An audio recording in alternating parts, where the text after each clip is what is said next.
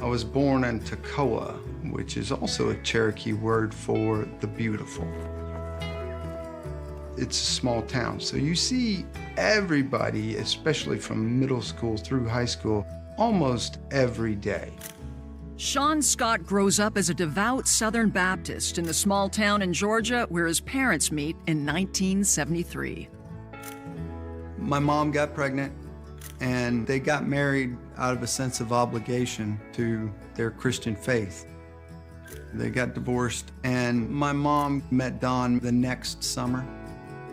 The gentleman that I call my dad, Don Scott, adopted me in 1981. And I always felt like he dearly loved me.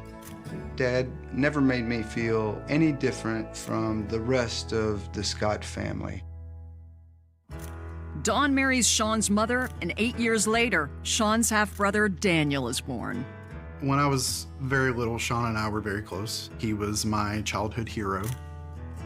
Sean was this rock star. Everyone knew who he was, everyone liked him, everyone was always wanting to talk to him. He was on the football team. That was the #1 football team in the state for many years. I wanted to do nothing more than to be Sean.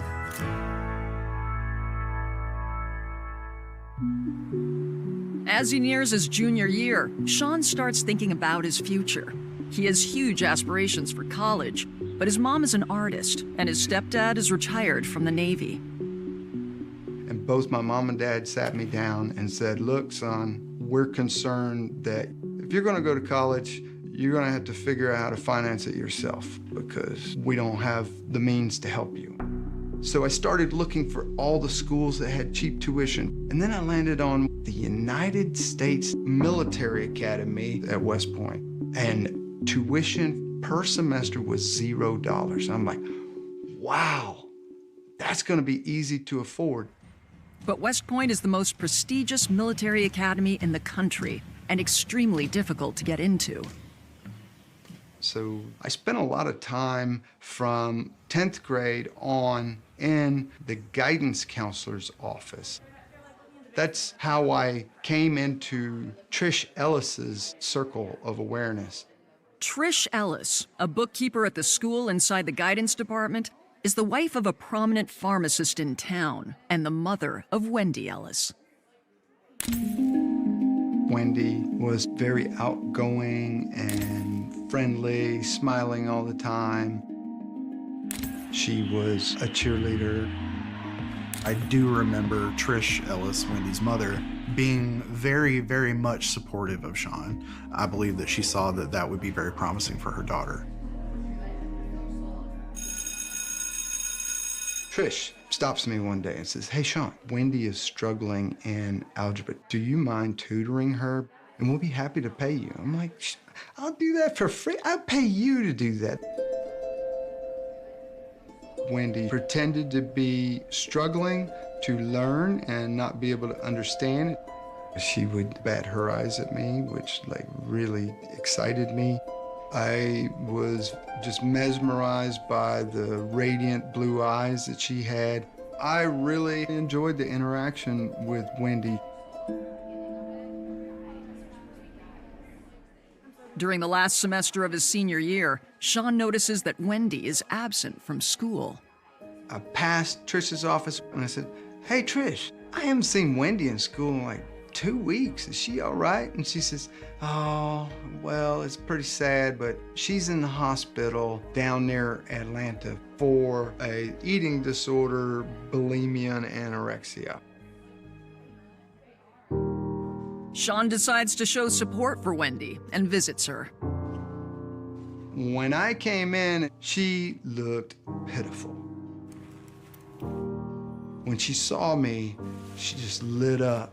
Her eyes got wide. She's like, Sean, you came to see me. And that just got me right there. It's probably the initial seed that made me ask her to go with me to our senior prom. Sean is delighted when Wendy recovers and agrees to go to the prom with him. The night before my prom, I got home and there was all this paperwork laid out.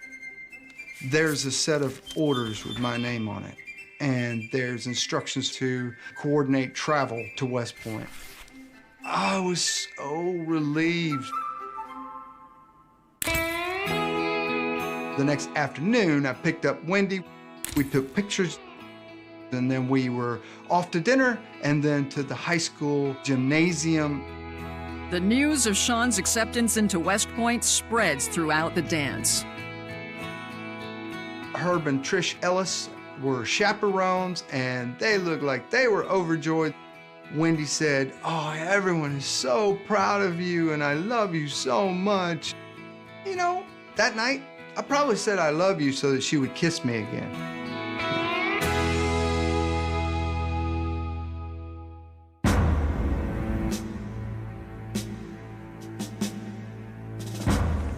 Sean and Wendy grow closer, but once he's at West Point for his freshman year, Sean's schedule is regimented from sunup to sundown. We were busy. Every time we went to the payphones for the privilege of a very brief phone call, my number one priority was to call Wendy. My second priority was to call my parents. Wendy tells Sean she is still struggling with her eating disorder, but being in New York makes it hard for him to help her back home in Georgia. When I was home on leave, Wendy asked me if I would go to one of her psych appointments. I was wholly and consciously aware that Wendy had long-term mental health challenges. I believe that the protective nature of Sean would draw him to try to help someone like her. She's beautiful, she's well-known, the family's well-known. She has a problem, so naturally a protective person like that would want to try to shelter that person and help fix them.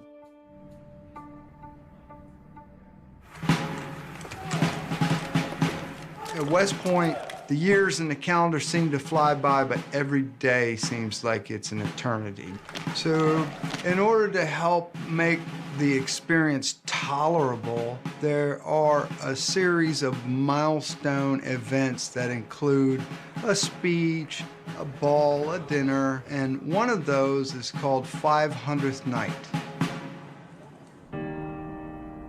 The event takes place during Sean's junior year, and Wendy's parents drive her from Georgia to New York to celebrate. They allowed Wendy and I to have some private time alone.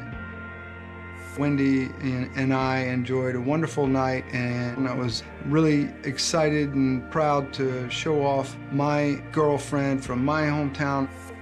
It was just like a night of joy and excitement. With only one more year till Sean's graduation, the future looks bright if they can get a handle on Wendy's health issues.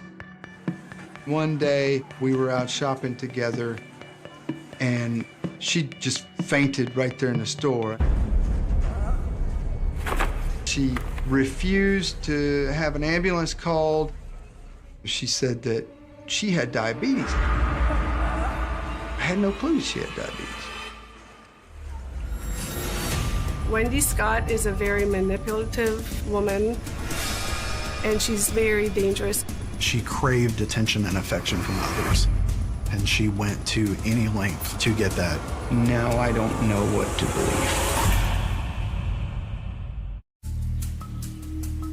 believe. Sean Scott is at West Point when he finds out that his girlfriend Wendy has another serious health complaint. When I found out that Wendy had diabetes, I was very concerned for her health. She told me that the insulin that she had, she did not get from a doctor. Her father got it from his pharmacy that he worked at and gave it to her.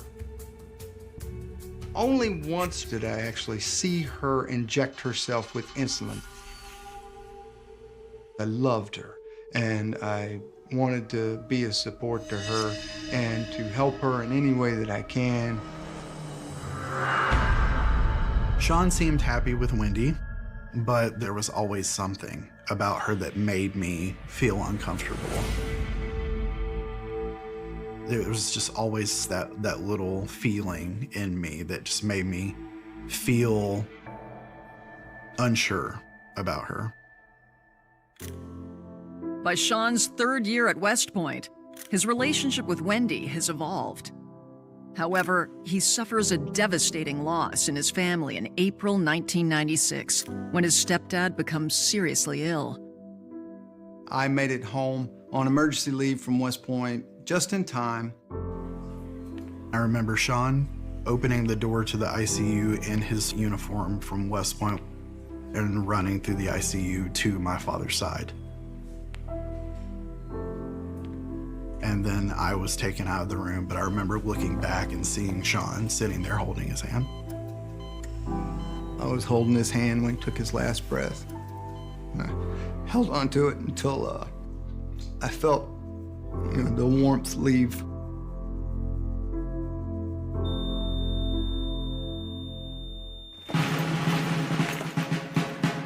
The next year, Sean's stepdad's absence is felt at his graduation from West Point. But Sean is able to celebrate with Wendy and family. My mom, my brother, Herb, Trish, Wendy's grandparents came and attended. I was full of pride and exuberance. I had people in my hometown that were there. I was going to get to shake hands with the President of the United States. It was just a great day all around. A few days later, Sean and Wendy drive from New York to Georgia to elope without family present. Wendy and I got married in a tiny little chapel on June 3rd, 1997. My best friend Joe was my best man, and he brought along his wife. Wendy was over the top. She acted as if she was about to faint. She did not focus on me. She had a hard time getting through her vows. So that part was kind of bizarre. We had made plans for a honeymoon, and we drove straight through the night to Myrtle Beach, South Carolina. Wendy was not interested in any physical intimacy, and she said that she was feeling physically ill, and that was a great disappointment. But to me, that was not as important as abiding by my vow to love, cherish, and care for her in sickness and in health. I was okay with that because there are higher priorities than my own carnal satisfaction.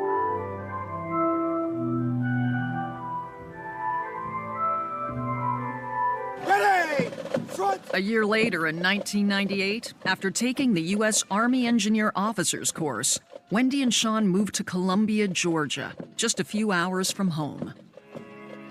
My first permanent duty station in the Army was Fort Benning in Georgia. And we went and did fun things by ourselves and with other people, my West Point classmates included. Later that year, Hurricane Mitch devastates Central America, and Sean is deployed as part of the Army Corps of Engineers. When Sean returns to Fort Benning, he finds Wendy in a health crisis. Wendy had gotten a referral to an oncologist because there were some irregularities in her blood work. She told me, "Oh my God, Sean, what if I have cancer?" And then the oncologist broke the news to me that he felt, in his professional opinion, Wendy had leukemia. I couldn't believe it. It was just another shock. I never shaved my own head, but I helped her shave hers.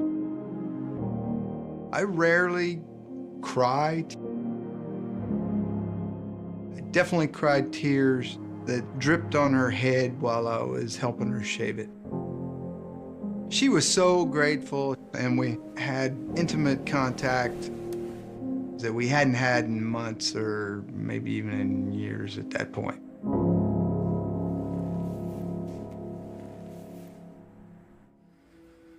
Wendy tells Sean that she wants to do the treatments on her own so as not to distract him from his work.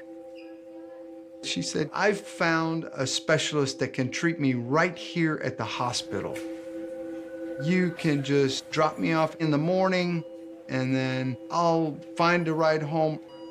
While she was going to chemotherapy, there was less strange behavior, and all the other antics faded away. Wendy starts her treatment, and Sean believes that all is going well until one day he is summoned to a meeting with some other Army spouses at Fort Benning. It was a historic home of a colonel, and Wendy was sitting there, and she looked up at me, had a very nervous look on her face, and was very fidgety. You could hear a pin drop. One of the spouses said, "We have discovered that Wendy does not really have cancer. She's been lying to us, and we've all been deeply hurt by this." I couldn't say anything. I was filled with rage.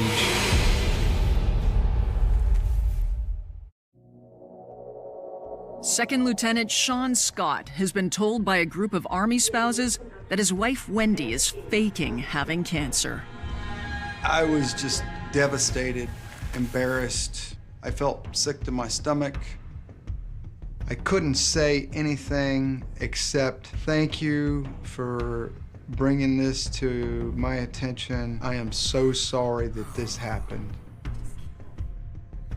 I learned that one of the church community saw her at the hospital.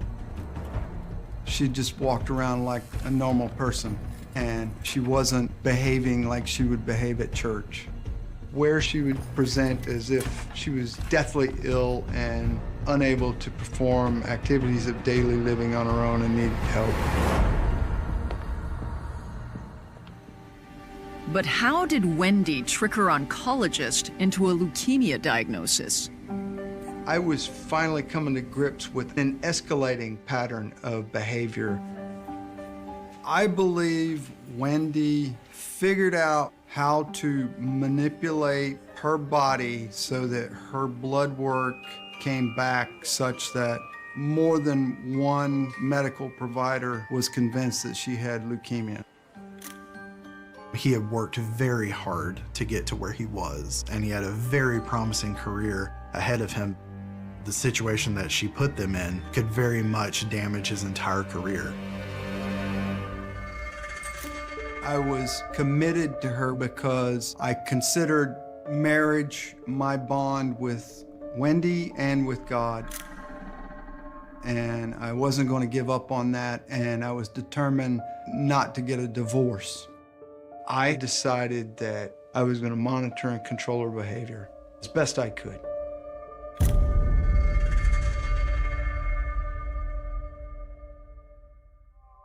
For the next 2 years, Sean focuses on the demands of his career and spends less and less time with Wendy. In April of 2002, he is notified that Wendy is in the ER because of a complication related to her diabetes. The physician on call was present. After the whole cancer thing, I knew from then on that she was faking. She found some new docs who didn't know her backstory. I said, "Look, doc, I respect what you do, and I just want you to know that I know without a shadow of a doubt that my wife does not have diabetes. Never has." He paused, looked at me in the eyes for a second and said, "Okay, would you like for me to put her on a 72-hour hold?" I came in and told her she was going to a psych ward, and she was livid. She was throwing objects at me. She was yelling at me.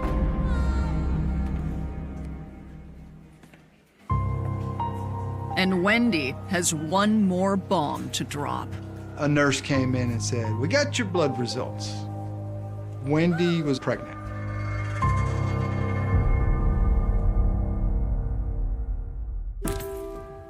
On December 13th, 2002, Sean and Wendy's daughter is born with hydrocephalus, a condition that will require multiple surgeries. When our daughter was born, Wendy's behaviors regarding her own health just disappeared. It was like magic. I found out that I was deploying. I was amped and energized and excited to exercise my leadership in the role of company commander.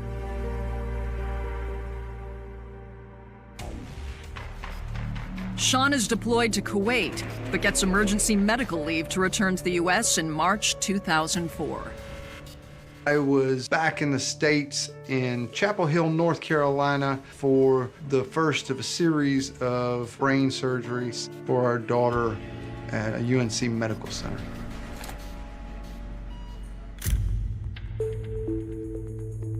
My personal belief is that the hydrocephalus condition, which was diagnosed as Chiari malformation, was congenital.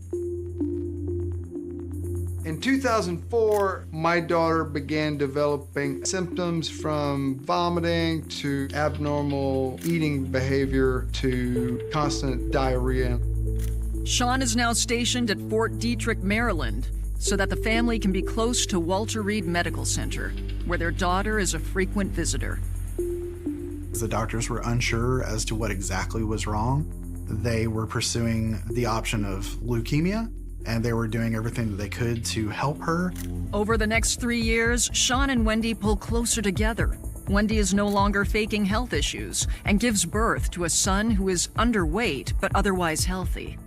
At Walter Reed, the doctors cannot determine the cause of Sean's daughter's ongoing symptoms.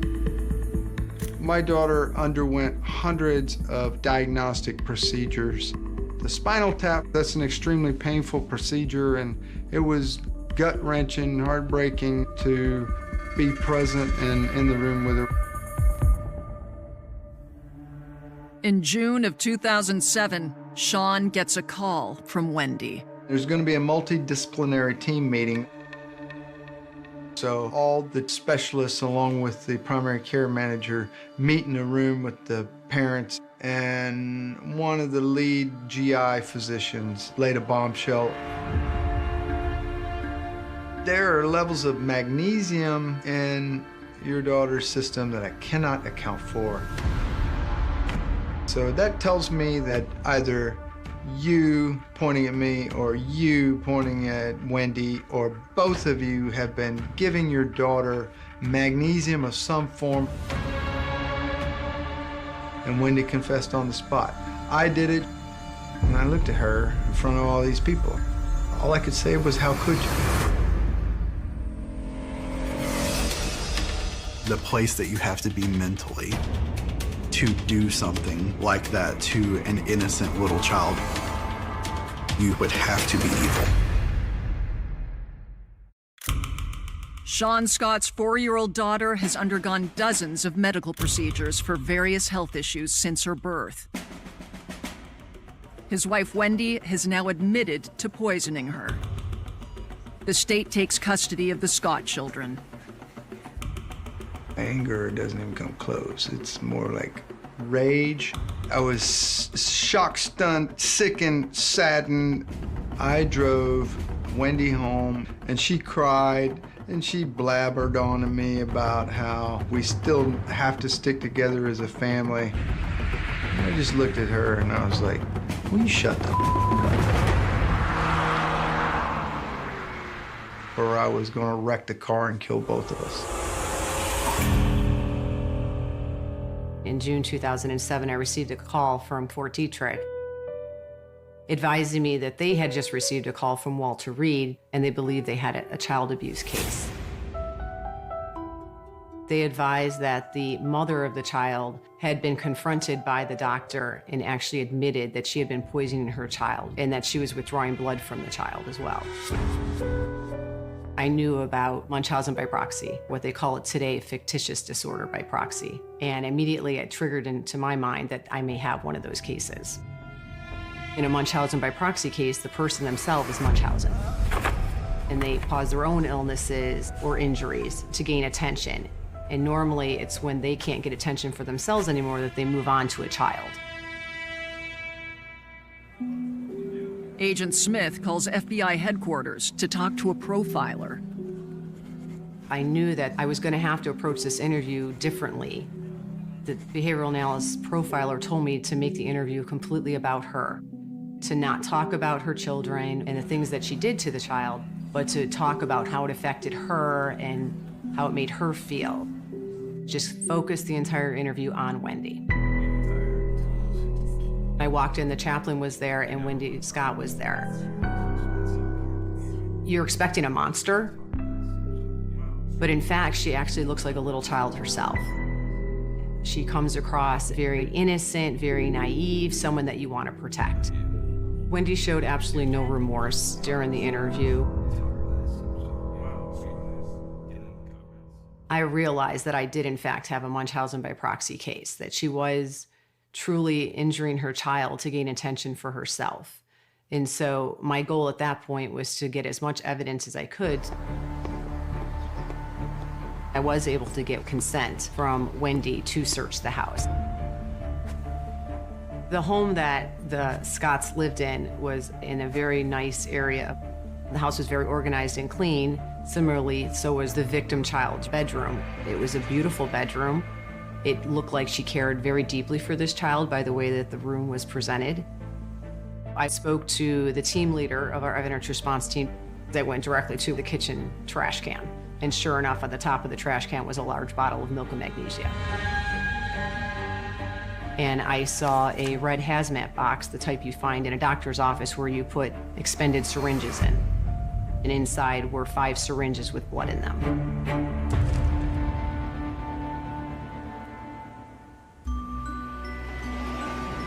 I actually took the photo books to see if they told any type of story. I was able to see things such as the child had straight hair. And I saw that Wendy had taken pictures of this victim child when she was putting curlers in her hair. I later interviewed the doctors at Walter Reed. They all described her as looking like Shirley Temple, who had curly hair. She wanted her daughter to look adorable and all the doctors to fall in love with her, to be the cutest kid on the floor, if you will. Wendy would do the child's hair in advance the night before, and then she would do something to the child to induce the symptoms that resulted in her bringing the child to the hospital. So it showed premeditation. I did learn through my investigation that Wendy herself had feigned illness at a previous base. She claimed she had leukemia, she was in a wheelchair, she'd shaved her head, she even shaved her eyebrows, literally had everyone absolutely convinced that she had it. She figured out a way to cause those type of symptoms in herself, and she was trying to do the same thing to her daughter. Sean must now prove he is a fit parent to regain custody of his children. I had a court date immediately. I had to hire my own attorney. It was really devastating to him. But he picked himself up and began to make sure the children had a stable, safe place to be. The evidence, timing, and Sean's record of conduct eventually exonerate him from suspicion. Sean Scott had been serving his country, only to find that the enemy was not abroad. The enemy was in his own household, nearly killing his child. When the victim and the younger sibling were in Sean Scott's custody, they immediately started improving. The symptoms that the child presented with at Walter Reed Medical Center never, ever recurred. After convincing a judge that I was a fit parent, I got legal custody of my children. The case goes from FBI jurisdiction during the investigation to Maryland state prosecutors as they prepare for an indictment. Agent Smith reviewed with me the information she received from Dr. Delormier, the attending physician at Walter Reed Medical Center. This woman was causing her child a near-death medical condition. The symptoms progressed to dramatic blood loss to the point where on 3 different occasions that the child had to be transfused. Dr. Delormier testified that the child could very well have died with the amount of blood that was taken from her system. It was dangerous enough that as a prosecutor, I had to make sure that she never had contact with that child again, with her younger child, or with any child. That was my focus. On November 16th, 2007, Wendy Scott is indicted on 15 charges. She was charged with at least 2 counts of first-degree child abuse, second-degree child abuse, first-degree assault, second-degree assault, and reckless endangerment. On March 13th, 2008, Wendy Scott pleads guilty to first-degree child abuse. In exchange for dismissing the remaining counts, the defense agreed that at sentencing, the parties would be free to argue as to what the appropriate sentence would be. Wendy's sentencing hearing takes place 2 months later. When she first came into court, she was just fluttering around, smiling, talking to people. It was clear she wanted to be the center of attention. But she did not testify during the sentencing hearing. The state presented testimony principally from Dr. Delormier. He was so incensed by this whole incident and what that child had suffered. Because of the blood loss levels, the myriad of tests that she had to undergo, the radiology she was subjected to, his testimony went to the permanency of the injury to that young victim. The defense, they were arguing that she didn't intend to hurt the child. And the only reason she was doing it was because of her own mental disorder. She'd been diagnosed with a borderline personality disorder. One of the manifestations of that was the fictitious disorder and fictitious disorder by proxy. But she knew that the blood she was withdrawing was causing the child to be transfused at least 3 times. And for her to say that she didn't know that what she was doing was causing harm is just not defensible. Concerned that Wendy will present a further risk to her daughter if she gets a light sentence, the prosecution presents surprising evidence that her disorder is deeply rooted. Even while on bail, Wendy had been exhibiting classic fictitious disorder behaviors. She decided to get a job, and while she was there, I discovered that she was faking cancer and diabetes. She would go on her lunch break and sit in her car on a 90-plus degree day, and then passing out, and that the ambulance would be called. She submits a request to this employer requesting time off, saying that she had lymphoma and that she needed to go for chemo on a weekly basis. She was engaging in this very type of behavior, even at a time where she was participating in counseling and under the supervision of a psychiatric professional. She was doing this again. This revelation seals Wendy's fate with the judge. The judge sentenced her to 15 years of active incarceration and 5 years of supervised probation. I had finally come to the realization that she was never going to stop doing this. Sean takes off his wedding ring, files for divorce, and visits Wendy in jail one last time. Within a couple of seconds of visiting her, and she looked down and she held my hand and she said, "Why did you take off your ring? Someone will fall in love with you. You can't do that." So I was just like, "I'm sorry." And she's like, "I think you need to go."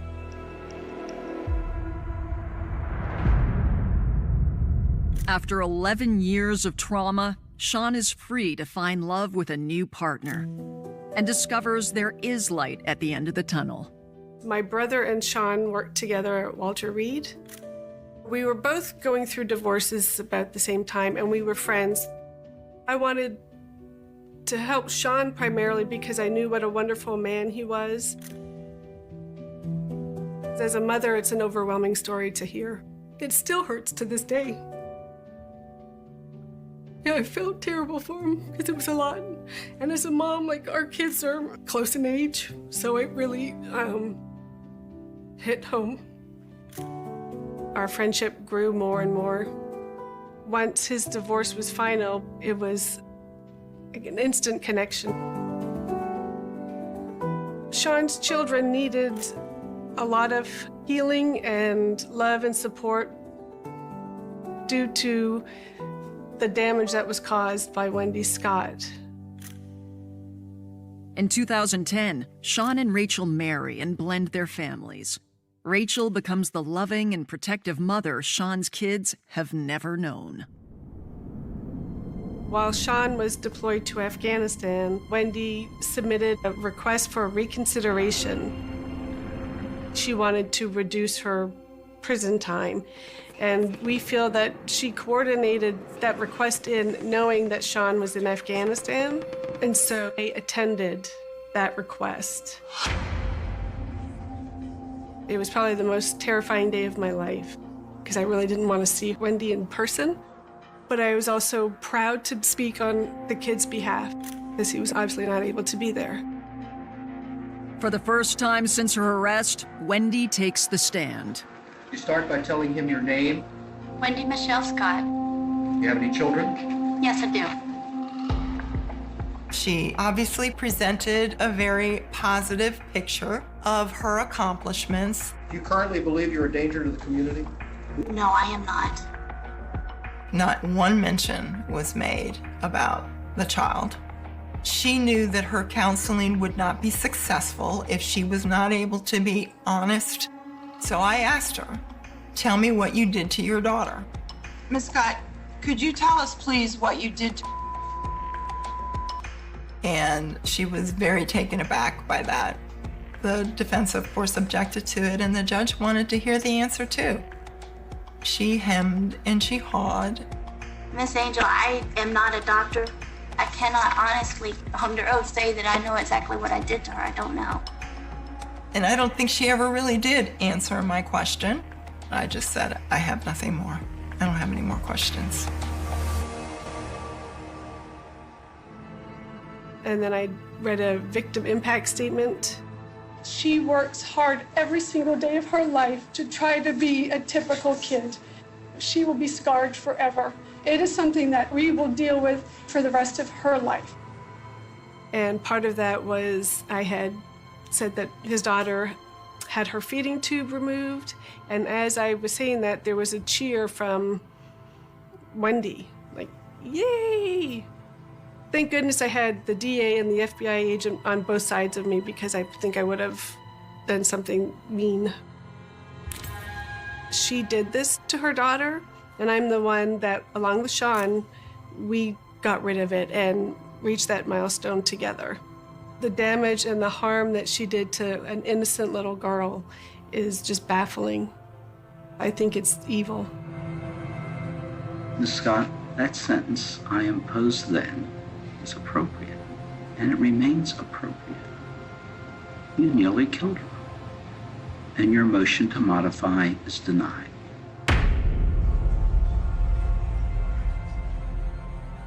Wendy loses the appeal for a shortened sentence and serves her full term. Sean and the kids are in a much better place. We all had to do the hard work together as a family. One of my proudest moments was to be by his side when he was promoted to lieutenant colonel because his career was almost destroyed because of Wendy. All 4 kids were at the ceremony, and of course, I cried. But it was just a very special day.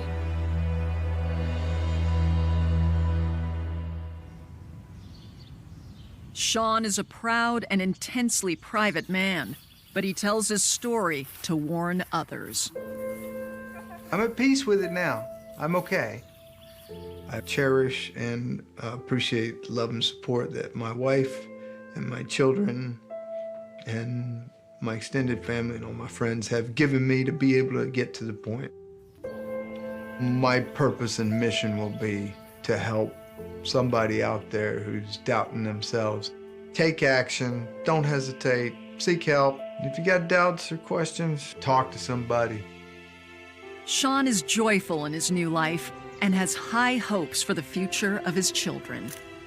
They're strong, resilient children. I'm very proud of them. They're going to go on to do great things in their own right out there. The neon lights of Shinjuku never sleep, but in the winter of 2001, a shadow fell over Tokyo that no amount of electricity could pierce. It was a cold, biting January morning when the silence of an upscale apartment complex in Setagaya was shattered by a scream that still echoes in the nightmares of the first responders. This wasn't just a crime, it was an execution of innocence, the cold-blooded slaughter that left the nation paralyzed. For 25 years, the file sat on a shelf, gathering dust and the weight of 1,000 failed leads. They called it the Setagaya Shadow, a ghost who walked through locked doors, killed without mercy, and vanished into the freezing mist of the millennium's dawn. Detectives aged, retired, and died holding the secrets of that bloody room, while a killer walked among the millions, breathing the same air, hiding in plain sight. But the truth has a way of rotting, and when the man they now call the monster of midwinter felt his own heart failing in a sterile hospice ward, the silence finally broke.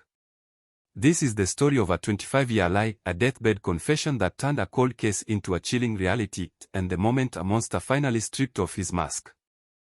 The scene at the Miyazawa residence was a visceral assault on the senses, a tableau of calculated brutality that defied forensic logic.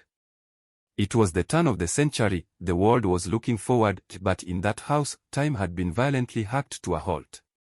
Blood wasn't just on the floor, it was a signature, painted across the walls of a home that was supposed to be a sanctuary. The father, the mother, the young daughter, and the even younger son, none were spared the blade of a killer who stayed in the house for hours after the deed was done. Think about that, he didn't run. He sat. He ate from their refrigerator. He used their computer. He stayed with the bodies as the heater hummed and the Tokyo winter raged outside. The police found a trail of evidence that was almost insulting, a scarf, a knife, a hip bag, even the killer's DNA. It was a forensic goldmine that led to a total desert. It was as if the killer was a phantom, someone who existed in the physical world but left no footprint in the digital or criminal databases of the era. A cold case that froze the soul of a city, a missing link in the chain of human empathy. For years, the investigation was a masterclass in frustration. Over 280,000 officers were involved over 2 decades. They tracked the sand in the killer's bag to a specific beach in California, they tracked the sweater to a limited production run, they even reconstructed his face through advanced phenotyping. Yet, the Setagaya shadow remained a silhouette. The community lived in a state of shock and suspicion, neighbors eyeing neighbors, the once safe streets of Tokyo suddenly feeling like a labyrinth of potential predators. The media called it the perfect crime, a title that taunted the authorities every single day. But as the decades rolled by, the intensity faded into a dull ache. The house was eventually demolished, the physical evidence tucked away in climate-controlled lockers, and the names of the victims became footnotes in true crime documentaries. The world moved on to smartphones, social media, and a new era of surveillance, leaving the 2001 tragedy in the grainy, analog past. But while the world forgot, the killer was remembering. He was carrying the weight of 4 lives in a chest that was slowly collapsing under the weight of stage 4 lung cancer. Fast forward to the present day. A remote hospice in the mountains of Nagano, far from the bustling streets of the capital. An old man, known to the nurses only as Sato-san, a quiet and remarkable recluse who never had visitors, began to succumb to the delirium of the end. But this wasn't the rambling of a dying mind, this was a rhythmic, precise recitation of facts that no one should have known. He spoke of the smell of the winter air in Setagaya. He spoke of the click of the sliding glass door. He spoke of the way the boy didn't even wake up. The head nurse, a woman whose father had been a beat cop in Tokyo during the original investigation, felt the hair on her arms stand up. This wasn't just a confession, it was a haunting. She didn't call a priest, she called the Metropolitan Police. When the lead investigators arrived, men who weren't even out of the academy when the crime happened, they found a man whose eyes were filled not with regret, but with a terrifying, lucid clarity. He was ready to unmask the monster, not for forgiveness, but because he couldn't take the secret into the earth. The confession was a dreadful symphony of detail. He explained the strange clues that had baffled experts for 25 years. The sand in the bag. He had been a traveler, the drifter who had worked odd jobs in the States before returning to Japan with a heart full of misplaced rage. The scarf. A common item he'd bought at a flea market, meant to be discarded. He described the layout of the Miyazawa house with a surgical precision that chilled the blood of the veteran detectives. He spoke about the motivation, or lack thereof, a momentary lapse of humanity, a dark urge triggered by a perceived slight from a family he didn't even know. It was the randomness that was the most shocking to the community. We want our monsters to have reasons, to have logic. But Sato was just a man who decided to become a demon for one night. He described the cold tea he drank while surfing the internet on the victim's computer, watching the news of his own crime before the bodies were even cold. As the tape recorded his rattling breath, the pieces of the puzzle that had been jagged for a quarter-century finally began to click into place with a sickening thud. The DNA matched. The palm prints matched. The monster had a face, and it was the face of an ordinary, dying old man. The unmasking didn't bring the explosion of catharsis the public expected, it brought a heavy, suffocating silence. How many times had he walked past a police station? How many times had he seen his own composite sketch on a wanted poster and simply adjusted his glasses? The Setagaya shadow was no longer a ghost, he was a failure of the system, a ghost who had been allowed to live a full, quiet life while his victims remained forever frozen in that winter of 2001. The deadlock was broken, but the victory felt hollow. The monster had won the only race that mattered, he had outrun justice until the very end, choosing his own time and place to surrender. The news hit Tokyo like a seismic wave. Headlines screamed cold case solved, but the subtext was a shockwave of grief and anger. The families of the victims, now elderly or distant, were thrust back into the spotlight, forced to relive the trauma one last time. There was no trial, no sentencing, no chance for the law to strike back. Sato died 3 days after his final statement, leaving behind a legacy of blood and a city that felt less safe than it did before the confession. The open mysteries were closed, but the haunting obsession remained. People looked at the quiet old men in their own neighborhoods differently. They realized that the person sitting next to them on the subway, the man buying groceries, the person tending his garden, could be carrying a Setagaya inside him. The monster was unmasked, but the mask itself was terrifyingly human.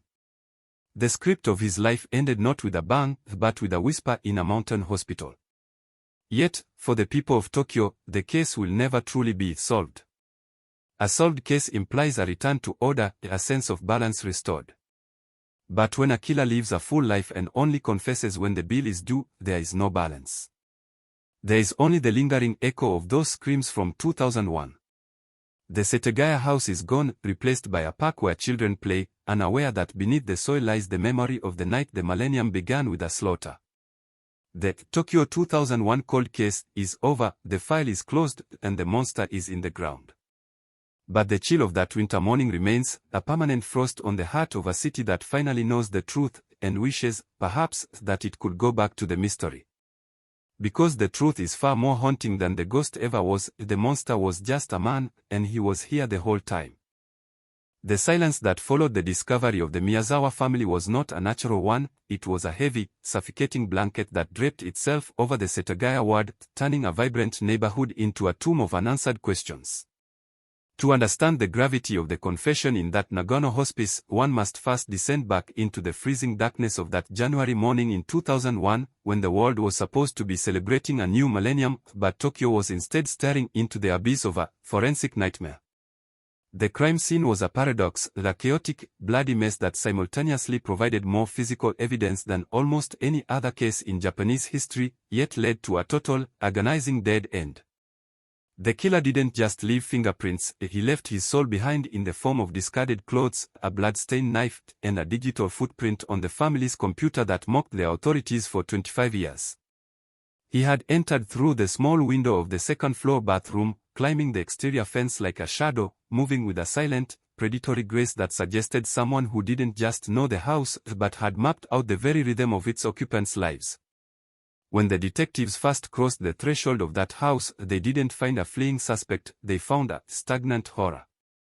The killer had stayed. This is the detail that haunted every investigator who ever touched the file. He didn't kill and run. He stayed for hours. He used the victim's towels to stem his own bleeding he had cut himself during the struggle with the father, Mikio. He sat at the kitchen table and ate 4 small containers of melon cream soda and ice cream from their freezer. He even used the family's computer to browse the internet, visiting the website of the theater company the family supported and attempting to buy tickets for a future show while the bodies of those who would never attend sat cold in the next room. It was a level of loss of reason that defied psychological profiling. Was he a madman? Or was he so supremely confident in his own invisibility that he felt he could treat a slaughterhouse like a hotel? This was the monster of Midwinter, a man who treated a crime scene as a temporary residence, leaving behind a trail of DNA that would eventually become his undoing, but only after a quarter-century of taunting the living. The investigation became a black hole for resources. The Metropolitan Police Department deployed thousands of officers, collecting over 12,000 pieces of evidence. They had the killer's DNA, a rare mix that suggested a maternal line from southern Europe or the Mediterranean and a paternal line from East Asia. This strange clue sent investigators on a global hunt, sparking theories that the killer was a foreign student, a member of the US military, or a drifter from across the sea. They tracked the sand found in the killer's hip bag back to a very specific stretch of the Mojave Desert in California, near a flight school. They tracked the sweatshirt he left behind, a unique, limited edition item, to a small batch sold in only a few stores. Every thread was pulled and every thread snapped. That cold case grew colder with every passing winter, the file swelling into a library of failure. The community's shock turned into a low-grade, permanent anxiety. If a man could leave his clothes, his blood, and his digital fingerprints and still vanish into the neon fog of Tokyo, was anyone ever truly safe? In the streets of Setagaya, the Miyazawa house stood as a monument to mystery. 4 years, boarded up and surrounded by a high fence, the jagged scar on the landscape of the city. Passers-by would cross the street to avoid its shadow, whispering about the Setagaya ghost. For the detectives assigned to the case, it wasn't just a job, it was an obsession that destroyed marriages and ended careers. They would return to the house on the anniversary of the murders, standing in the snow, looking up at that bathroom window, wondering how a human being could be so present in evidence and so absent in reality. The deadlock was absolute. There were no witnesses. The neighbors had heard a heavy thud and strange sounds, but in the bustle of a Tokyo New Year, those sounds were swallowed by the city. The killer had walked out the front door in the early hours of the morning, likely wearing clothes stolen from the victims, and dissolved into the millions of commuters.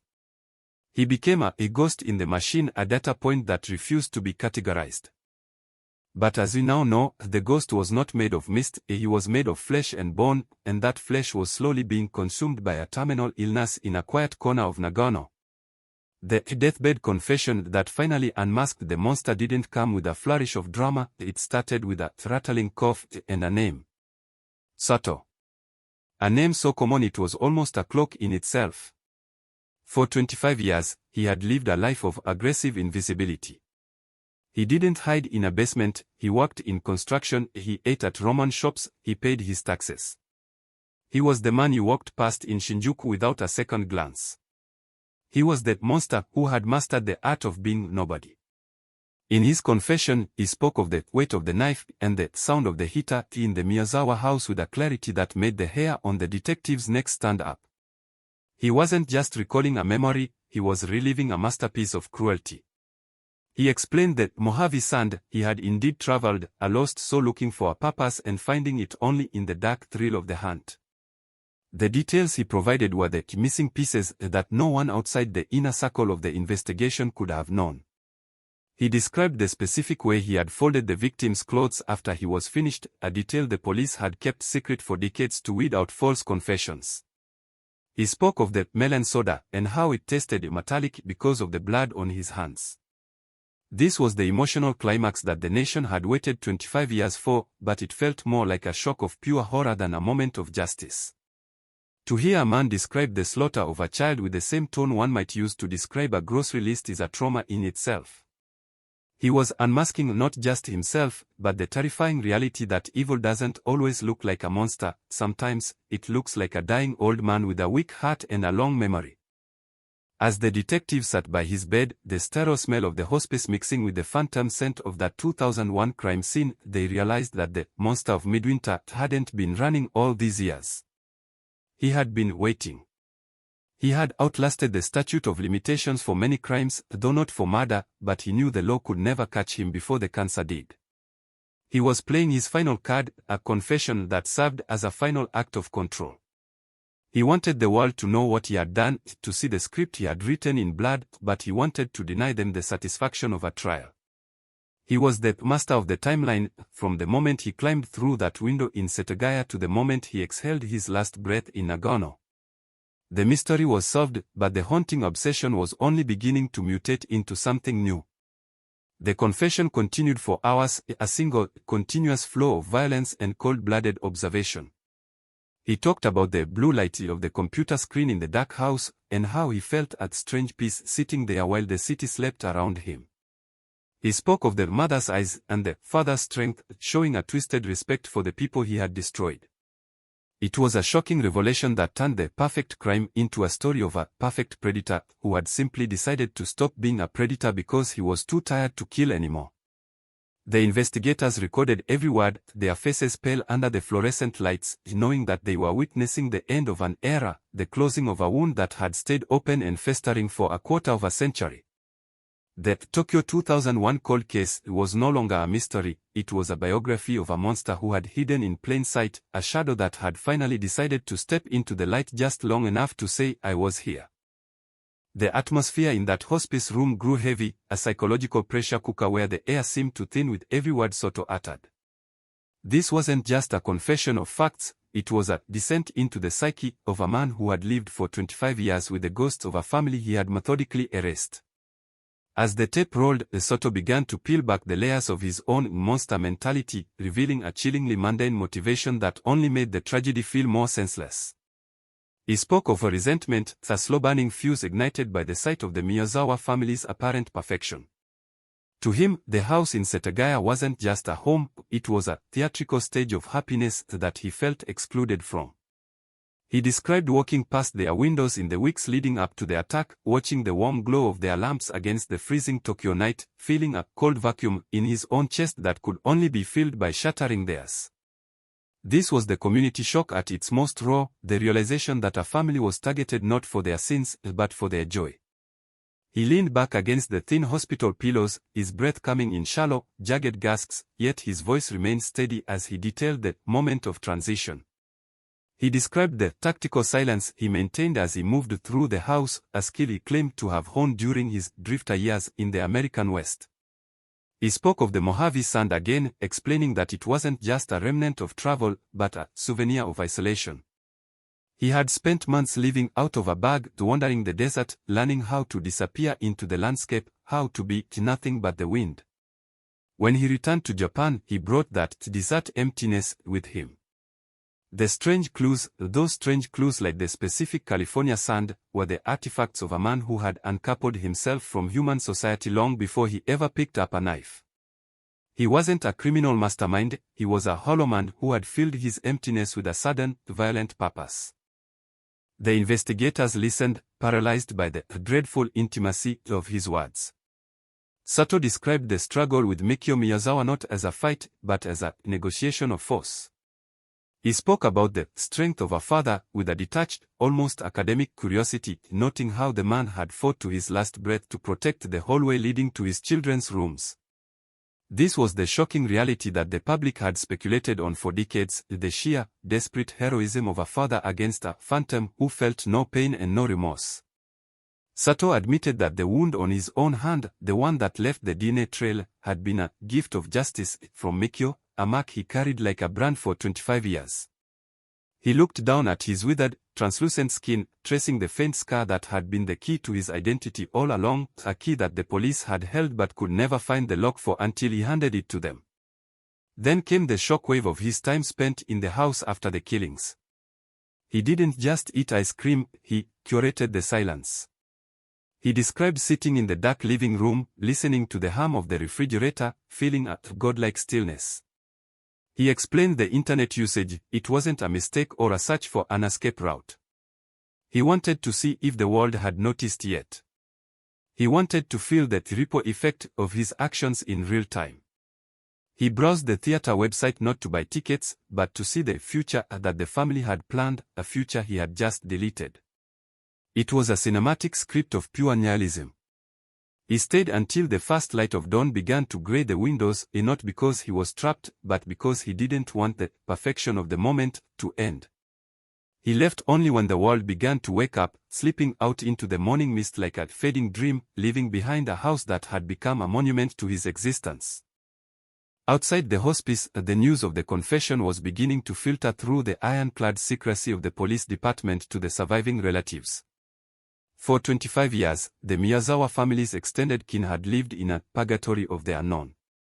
They had been haunted by the deadlock that suggested the killer might be someone they knew, or worse, someone who was still watching them. When the lead detective made the call to Mikio's aging sister, the silence on the other end of the line lasted for over a minute. It wasn't a silence of relief, it was a heavy, crushing weight. The truth didn't bring back the dead, it only forced the living to confront the senselessness of their loss. The monster wasn't a grand villain from a movie, he was Sato, a man who died in a bed with clean sheets, while his victims had died in terror on a cold floor. This was the lingering echo of injustice that no confession could ever silence. As the second day of the interrogation began, Sato's physical condition plummeted, but his mental clarity seemed to sharpen, fueled by a final burst of adrenaline or perhaps the sheer ego of his revelation. He began to name the places he had hidden the trophies he had taken, not jewelry or money, but small, personal items, a child's toy, a family photo, a keychain. These were the mysterious clues that had never been reported missing because no one knew they existed.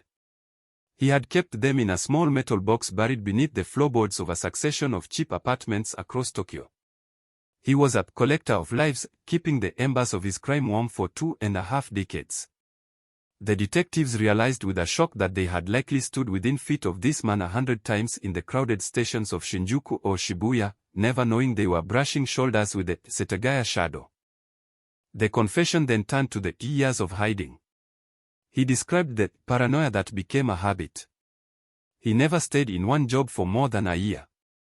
He avoided all cameras, a feat that became increasingly difficult in the surveillance state of modern Tokyo. He spoke of the wanted posters, how he would stand in front of them and study his own composite sketch, mocking the lack of soul in the artist's rendition. He felt a twisted pride that they had gotten his eyes wrong, that they had looked for a demon when he was just a shadow. He lived a life of aggressive boredom, suppressing every impulse, every emotion, until he was nothing but a vessel for the secret. This was the long-term stalemate that he had maintained through sheer force of will, a 25-year game of hide-and-seek where he was the only one who knew the rules.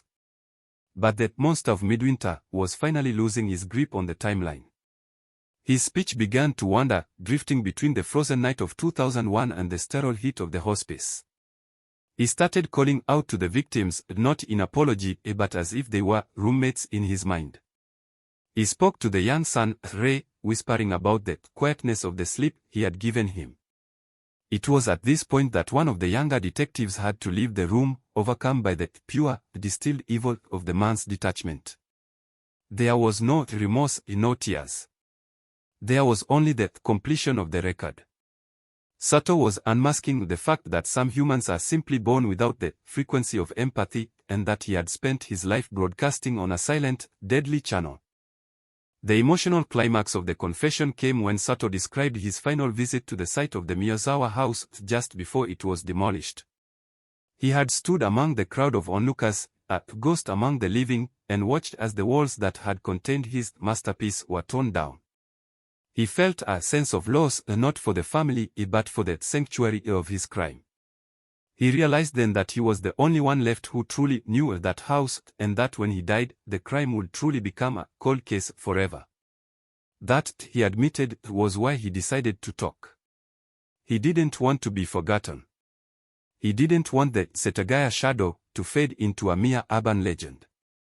He wanted his name to be etched into the history of the city, a black mark that could never be erased. As the sun began to set over the Nagano Mountains, casting long, skeletal shadows into the hospice room, Soto's voice dropped to a deathly rattle. He had given them everything, the how, the where, and the terrifyingly empty why. The unsolved case was finally solved, but the shock was only beginning to settle into the bones of the nation. The monster had been unmasked, but in the light, he looked so painfully ordinary that it was even more frightening. The detectives sat in the darkening room, the glow of the recording equipment the only light, realizing that they were the last witnesses to a confession that would haunt the Japanese legal system for generations. The Tokyo 2001 cold case was over, but the obsession had just been handed from the killer to the world. The session ended not with a final statement, but with a sudden, jarring silence as Soto drifted into a coma.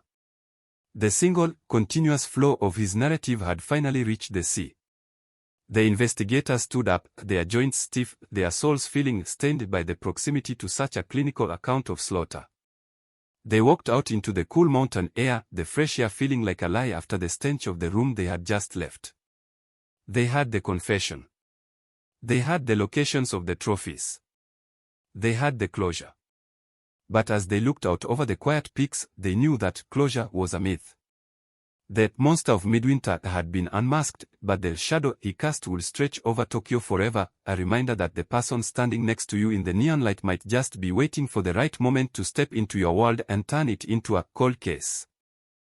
The recovery teams moved out into the rain-slicked streets of Tokyo like a silent army, their faces grim under the flickering streetlights. They weren't looking for a living suspect anymore, they were looking for the ghost of the evidence that Soto had buried in the urban sprawl. The first location was a dilapidated tenement house on the outskirts of Narima, a place where time seemed to have stood still since the bubble burst. As the forensic technicians peeled back the rotting linoleum of a storage closet, the air filled with the scent of damp earth and ancient secrets. And there it was, the first metal box. When the lid was pried open, the community shock became a physical weight in the room. Inside, wrapped in a plastic bag from a convenience store that had gone out of business 20 years ago, was a small, plastic Power Rangers figure. It was Ray's toy. The bright red plastic was a jarring contrast to the dust of death that covered it. This was no longer just a confession, it was a journey into the darkness where the artifacts of a slaughtered family were treated like trophies in a sick, silent museum. The second location, buried beneath a cherry blossom tree in a park near the Setagaya border, yielded the wedding ring of Asako. The metal was tarnished, but the inscription was still clear, a chilling reminder of the love that had been violently extinguished on that winter night. The news of these discoveries leaked to the press almost instantly, and the shock that hit the Japanese public was unlike anything the country had seen in decades. The Tokyo 2001 cold case was no longer a mystery to be debated in true crime forums, it was a living wound being ripped open in real time. The media descended on the Nagano hospice like vultures, their cameras trained on the windows of the room where the monster of Midwinter lay in a deepening coma. The headlines were a thrilling flow of fury, the monster has a name, the trophies of Setagaya found, and justice delayed, but not denied. But justice was a complex and fragile thing. Behind the scenes, the legal system was in a state of absolute chaos. Prosecutors were screaming for a deathbed trial, a legal proceeding that could be held while Soto was still technically alive, even if he was unconscious. They wanted a conviction on the record. They wanted the case to be officially closed with a guilty verdict before the cancer finished what the law couldn't. "We cannot let him die a free man," one senior official was overheard saying in a heated meeting at the Ministry of Justice. "If he dies now, the system has failed the Miyazawa family for the final time." It was a race against death that played out across every news channel. Legal experts debated the ethics of prosecuting a man in a coma, while the public's rage reached a boiling point. People stood outside the hospice with signs demanding he be brought back to life just to be sentenced, a testament to the terrifying obsession he had inflicted on the national psyche. The strange clues from his confession led to a third and final location, a locker ship at a train station he hadn't visited in years, but for which he had kept the key hidden inside a hollowed-out book in his apartment. When the police opened it, they found his psychological progression recorded in dozens of notebooks. He hadn't just killed once. He had spent the last 25 years planning the next one, stalking other families, writing down their schedules, their habits, the names of their children. The only reason he hadn't struck again was his declining health. The monster hadn't retired, he had been imprisoned by his own failing body. This revelation turned the shock into pure terror. The realization that the Setagaya shadow had been walking among them, choosing his next victims while the police were looking for a ghost, made every parent in Tokyo hold their children a little tighter. He was the definition of evil, a predator who only stopped because he ran out of breath. As the prosecutors prepared their emergency filing, the police began the unmasking of Sato's mundane life. They interviewed his neighbors in the cramped apartment complex where he had lived for the last decade. The result was chillingly consistent: he was quiet. He always bowed. He helped an old lady with her groceries once. The mystery of how such a monster could exist in such an ordinary shell was the most haunting part of the story. There were no red flags, no signs of violence. He had mastered the art of integration, becoming a background character in the lives of everyone he met. He was the man in the crowd that you never remember, the faceless one who used his invisibility as a weapon. The detectives realized that his confession wasn't just about the 2001 murders, it was a manifesto of his own superiority over a society that had failed to see him. The climax of the legal battle came on a Tuesday morning, when a judge finally granted the request for an extraordinary hearing to be held at the hospice. It was to be the first of its kind in Japanese history, a trial in the shadows. The courtroom was a sterile medical room, the judge sat at a small table near the heart monitor, and the defendant was a man whose skin was the color of parchment, connected to a labyrinth of tubes. The atmosphere was thick with the smell of antiseptic and the weight of history. The lead prosecutor began reading the charges, his voice trembling not with fear, but with the pressure of 25 years of collective grief. Every time the heart monitor beeped, it felt like a death knell for the chance at justice. They were reading the names of the dead, Mikio, Osako, Naina, Rei, into the ears of a man who might not even be able to hear them, but they were doing it for the record, for the public opinion, and for the soul of the city. Outside, a storm was brewing over the mountains, the wind howling through the pine trees, sounding like the scream of the victims from that long ago January. The public was glued to their screens, watching the live updates from the hospice. It was a cultural phenomenon, the moment where the entire country stopped to witness the ending of a nightmare. But as the prosecutor reached the final charge, the heart monitor's steady rhythm began to falter. The monster was slipping away, even as his crimes were being read aloud. It was a psychological war between the law and biology. The judge hurried the proceedings, the legal language becoming a rushing flow of words, a desperate attempt to reach the word guilty before the line on the screen went flat. The clues that Sato had left behind, the notebooks, the trophies, the DNA, were all entered into the record in a matter of minutes. It was a formality, but a necessary one. The monster had been unmasked, his life had been dissected, and his secrets had been laid bare. But as the judge raised his gavel to finalize the verdict, the monitor let out a single, continuous tone. The room went silent. The monster of midwinter was gone. He had died at the exact second the law was about to reclaim him. The result was a legal stalemate that left the nation in a state of emptiness. He had escaped the final sentence, leaving behind a profile that was technically closed, but a sense of justice that felt unfinished. The lingering echo of that moment would resonate for years. The Tokyo 2001 cold case was solved, but the monster had won the final round. He had dictated the terms of his own ending, turning his deathbed confession into a final act of defiance. The shock didn't fade with his death, it mutated into a national debate about the nature of evil and the limits of the law. The haunting obsession remained, a dark stain on the history of Tokyo, a reminder that some monsters don't hide in the woods, they live in the apartment next door, they buy the same ice cream as you, and they wait until the world is looking the other way to turn a sanctuary into a scenery of blood. The unmasking was complete, but the face beneath the mask was one that everyone recognized, and that was the most terrifying revelation of all. The continuous tone of the heart monitor didn't just signal the end of a life, it signaled the collapse of a 25-year pursuit of justice, a single, piercing note that severed the last thread connecting the Setagaya shadow to the laws of man. In that sterile hospice room, the silence that followed the flatline was heavy with a specific kind of fury, a hollow rage shared by every detective, prosecutor, and witness present. Sato had escaped.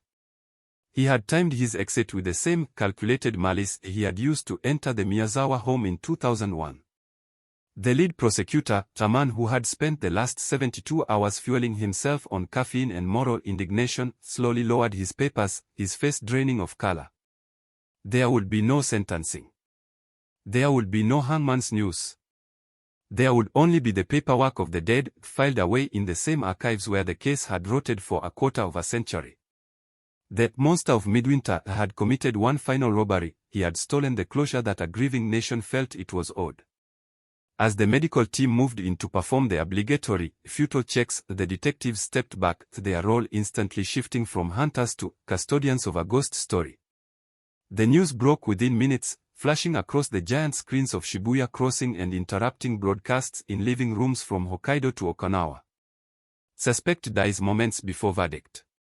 The headline was a gut punch to the public. The collective sigh of relief that should have washed over Tokyo was replaced by an emotional deadlock. People felt cheated. The internet exploded with conspiracy theories and expressions of bitter disappointment. He won, they typed. He lived a full life and died in a warm bed. The contrast between Sato's peaceful, morphine-induced passing and the terror-filled final moments of the Miyazawa family was a cosmic injustice that no amount of police press conferences could smooth over. The community shock mutated into a cynical resignation, the system had worked, but biology had worked faster. But the death of the suspect was only the beginning of the psychological aftermath for the men and women who had dedicated their lives to catching him. For the old guard, the retired detectives who were called back to consult in these final days, the victory was ashes in their mouths. One former inspector, now a frail man in his 80s who had been the first on the scene in 2001, reportedly wept not with relief, but with frustration when he heard the news. He had carried the image of the boy, Tsurei, in his wallet for 2 decades, promising a ghost that he would see the killer in handcuffs. That promise was now broken. The obsession hadn't ended, it had just become permanent. These investigators had to go home to their own families, look at their own children, and live with the knowledge that the monster was real, he was ordinary, and he had slipped through their fingers into the oblivion of death, beyond their reach forever. Then came the legacy of the evidence. The trophies recovered from Sato's hidden caches, the Power Rangers figure, the wedding ring, the fragments of a life interrupted, presented a unique moral dilemma. Legally, they were evidence in a murder investigation. But morally, they were sacred relics belonging to the surviving relatives. The decision was made to bypass the usual bureaucratic red tape. A private, unpublicized meeting was arranged between the head of the Metropolitan Police and the elderly relatives of the Miyazawa family. In a quiet conference room, far away from the flashing cameras of the press, the evidence box was opened. The return of the toy, dusty, aged but unmistakably Reyes, was a moment of tragic climax. It wasn't a happy reunion. It was a tangible reminder of the 25 years that had been stolen. The grandmother, holding the small plastic figure, didn't cry. She simply stared at it, as if trying to understand how such a small object could carry the weight of so much blood. The ring was placed in a velvet pouch, a heavy, cold circle of gold that had survived the slaughter, the theft, the burial in the dirt, and the resurrection. These objects were no longer evidence, they were huskers that you could hold in your hand. However, the most terrifying aspect of the aftermath wasn't the trophies, it was the notebooks. The forensic psychologists who dove into Sato's journals found themselves walking through a gallery of horrors that never happened. Sato hadn't just documented the 2001 attack, he had spent the subsequent years fantasizing about others. The police found detailed surveillance logs of 3 other families in the Tokyo area, families that had no idea they were being watched by the Setagaya shadow. He had noted their work schedules, the routes their children took to school, the type of locks on their doors. He had nicknamed them the Saturday Family, the Blue Roof House, the Twins. The only reason these pages remained fantasies was Sato's declining energy and the sheer randomness of life, a car parked in the wrong spot, a sudden illness, a change in routine. The police were faced with a moral responsibility that was almost cruel. They had to inform these families. Imagine the knock on your door on a rainy Tuesday evening. Imagine sitting across from a detective who tells you that 20 years ago, or 10 years ago, you were the target of the most infamous serial killer in Japanese history. You were in the notebook. You were an unwritten chapter of his violence. This revelation sent a secondary shockwave through the city. It wasn't just the Miyazawas who were victims, the entire city had been a hunting ground. The families who were warned felt a chill down the spine that would never go away. They looked back at their old photos, their memories of family dinners and holidays, and realized that a monster had been watching them from the shadows, deciding whether or not to strike. They were the survivors who didn't know they survived, and that knowledge brought a specific kind of trauma, the trauma of the near miss. As the weeks turned into months, the media fever began to die down, but the atmosphere in Setagaya had changed irrevocably. The site of the former Miyazawa house, now a quiet park, became a pilgrimage site. But the people didn't come with the morbid curiosity of the past, they came with a solemn, heavy silence. The monster was gone, but the darkness he cast was long. The park became a place where the lingering echo of the crime felt physical. Parents held their children's hands tighter when walking past. The sound of the wind in the trees seemed to carry the whisper of the confession. The city wanted to move on, to bury the memory along with Sato's ashes, but the truth was too jagged to swallow. The truth was that the killer was nobody special. He wasn't a mastermind. He wasn't a demon. He was a man who worked construction, ate ramen, and hated the world. And that banality was the most dangerous thing of all. The investigation officially closed on the 1-year anniversary of Sato's death. The file room that had been dedicated to the case was cleared out. The boxes were moved to the permanent archives in the basement of the police headquarters, a catacomb of justice. The thousands of officers who had worked the case over the decades drifted into retirement or onto new assignments. But the Setagaya file was different. It was the case that broke the rules. It was the case that proved that sometimes you can have all the evidence, the DNA, the fingerprints, the clothes, the confession, and still lose. The victory was technical, a checkmark in a database, but the failure was spiritual. The final scene of this tragedy played out not in a courtroom or a police station, but in the anonymity of a public incinerator. Sato's body, unclaimed by any family, he had none, or none that would admit to him, was cremated by the state. There was no funeral. No mourners. Just the industrial hum of the furnace erasing the physical form of the monster of midwinter. His ashes were placed in a communal grave for the indigent, mixed with the remains of the forgotten and the lost. It was the ultimate erasure. He had wanted fame. He had wanted his name to be etched into history. And while he achieved infamy, his end was as meaningless as the lives he tried to live in the shadows. He became dust, indistinguishable from the dirt, while the names of Mikio, Osako, Naina, and Rei remained carved in stone and in memory, shining brighter against the darkness he tried to drown them in. Yet, for the detectives who gathered at a small izakaya near the station that night to drink a final toast to the case, the haunting obsession lingered in the bottom of their glasses. They didn't toast to success. They toasted to the ones who wait. Because they knew, with the cynical wisdom of men who stare into the abyss for a living, that somewhere in the neon sprawl of Tokyo, another notebook was being opened. Another shadow was watching a lighted window. And the script of violence was being written again by someone else, somewhere else. The Setagaya case was closed, but the city never sleeps, and neither do its monsters. The cold case had thawed, revealing the rot beneath, and as they walked out into the cool night air, the wind from the Pacific smelled just like it did in 2001, cold, sharp, and indifferent to the tears of the living. The box containing Soto's notebook sat on the metal desk in the basement of the Metropolitan Police Department, illuminated by a single, flickering fluorescent bulb that hummed with a low, electrical anxiety. It was a mundane object, a rusted tin box that once held butter cookies, but inside was a cartography of potential slaughter. To open it was to step into the architecture of a nightmare. The notebooks weren't frantic scribbles of a madman, they were the meticulous, rigid logs of a man who treated stalking like an act of engineering. Detective Tanaka, the youngest member of the task force, was assigned the burden of the archive. His job was to catalog the what-ifs, to trace the phantom timelines of the murders that never happened. As he turned the brittle, yellowed pages, he realized he wasn't looking at a diary, he was looking at a menu of victims.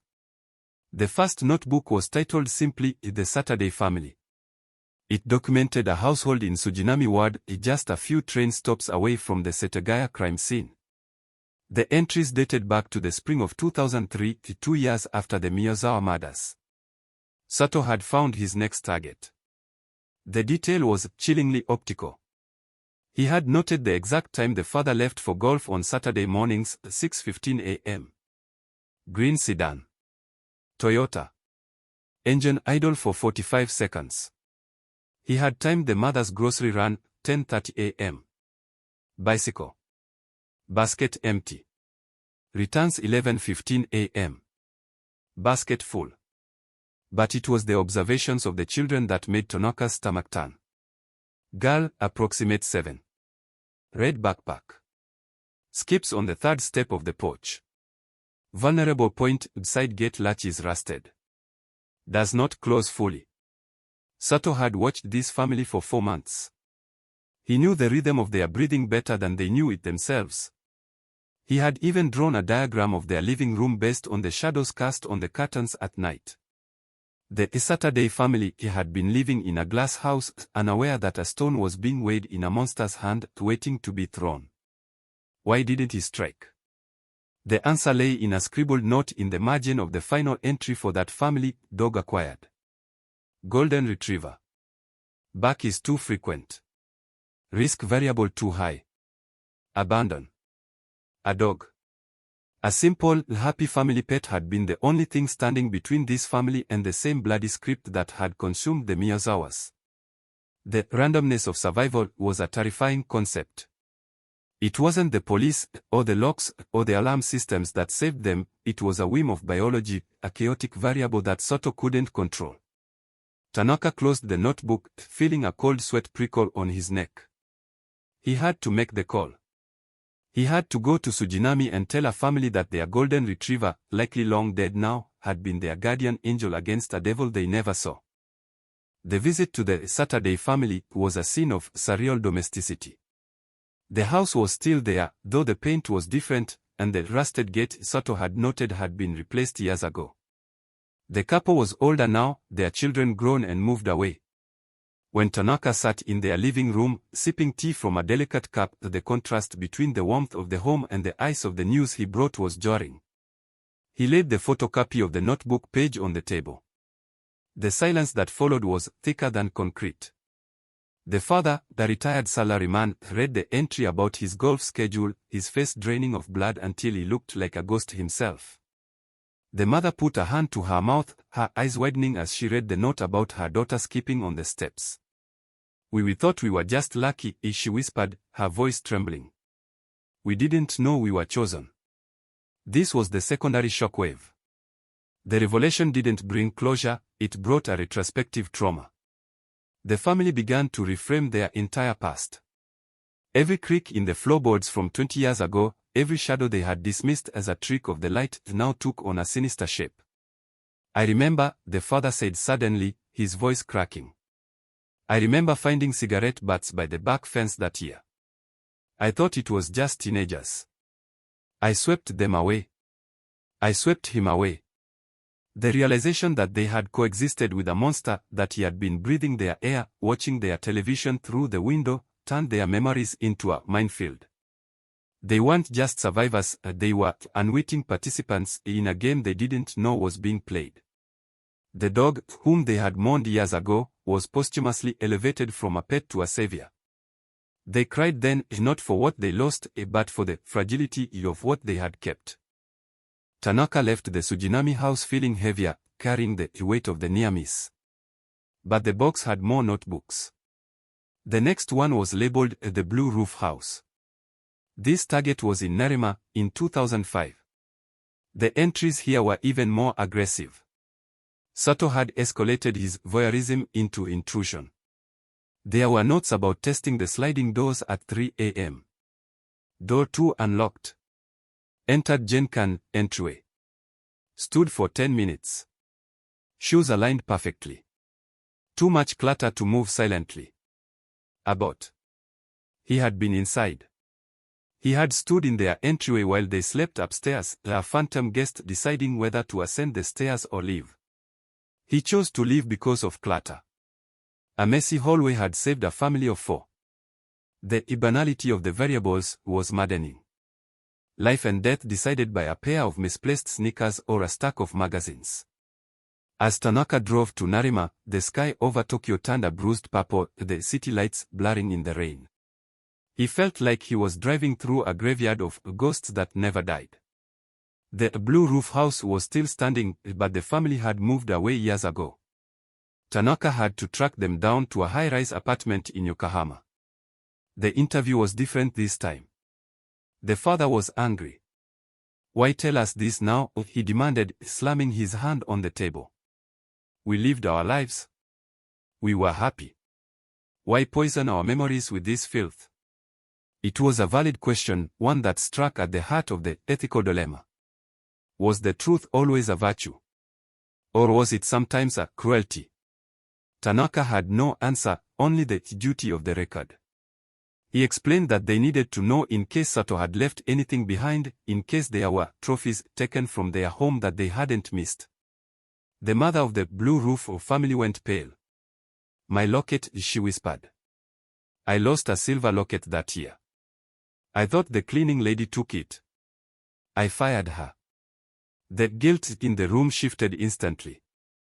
An innocent woman had been blamed, her livelihood taken, because a serial killer had decided to take a souvenir from a crime he didn't commit. The ripple effect of Sato's evil was endless. It wasn't just murder, it was a corrosion of trust. He had turned neighbors against neighbors, employers against employees, simply by existing in the shadows. The locket was indeed in the inventory list from the warehouse, tagged as item 402. Tanaka promised to return it, but he knew the object was now cursed. It had spent 20 years in a box with the secrets of a killer.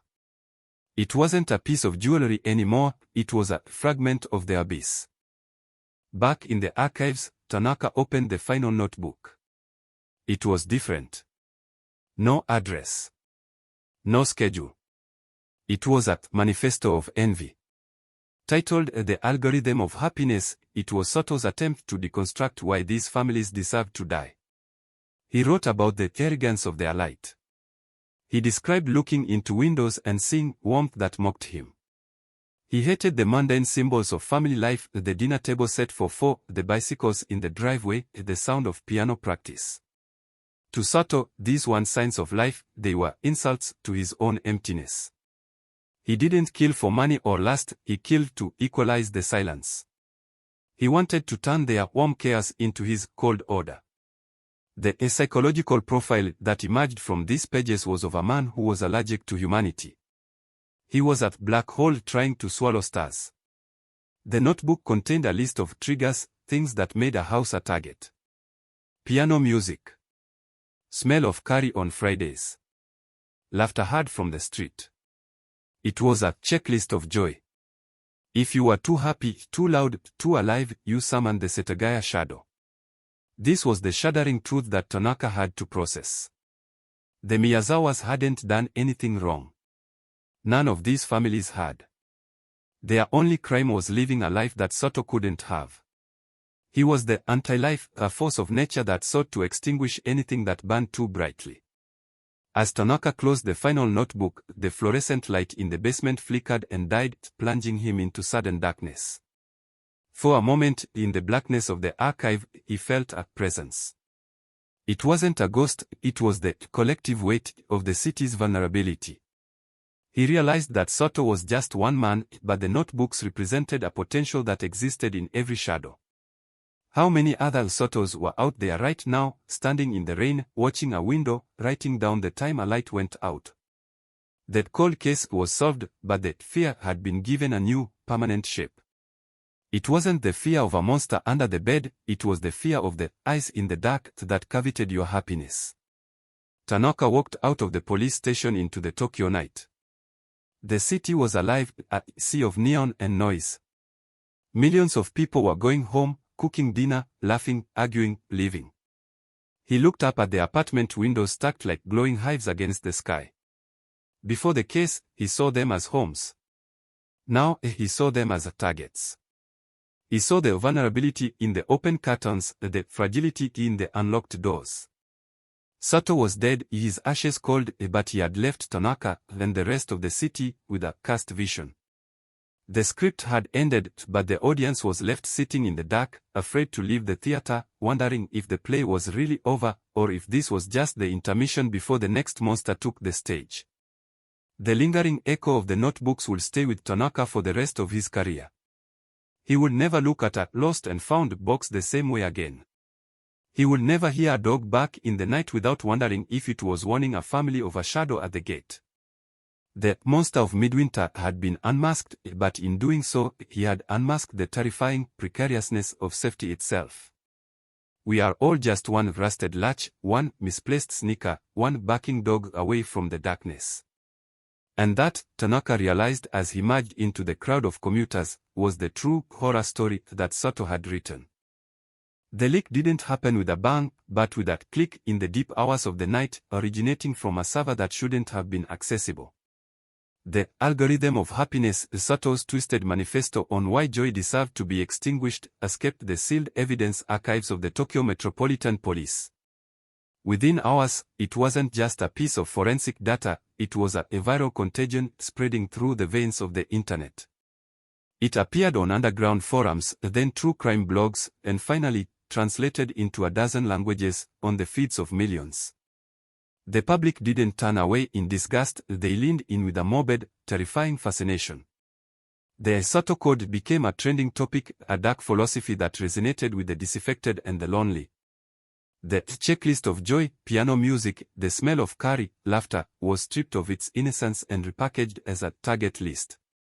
Suddenly, the mundane acts of living a happy life felt like acts of provocation. The cultural impact was immediate and chilling. In the suburbs of Tokyo, a strange silence began to fall over the neighborhoods that fit Soto's profile. Families stopped leaving their curtains open at night. The sound of piano practice, once a staple of the evening air, vanished. People were self-censoring their happiness, afraid that broadcasting their joy might summon a new shadow. The Soto effect was psychological terrorism from beyond the grave. He had wanted to equalize the silence, and now, even in death, he was achieving it on a massive scale. The city was actively dimming its own light to avoid attracting the moths of the internet who idolized the monster. Then came the copycats, not necessarily killers, but mimics of the method. Police reports began to spike with sightings of figures standing motionless outside homes in Setagaya, Sujinami, and beyond. They weren't thieves, they were watchers. Teenagers, fueled by the dark allure of the manifesto, dared each other to pull a Soto, to pick a house, stand in the shadows, and log the movements of the family inside. It became a sick, urban game, a challenge to see who could inhabit the mindset of the monster the longest. In one incident that made national headlines, a 19-year-old university student was arrested outside a home in Saitama. He was found with a notebook, meticulously recording the times the family turned off their lights. When questioned, he didn't show remorse, he showed curiosity. He wanted to know what Soto felt. He wanted to feel the godlike stillness described in the leaked documents.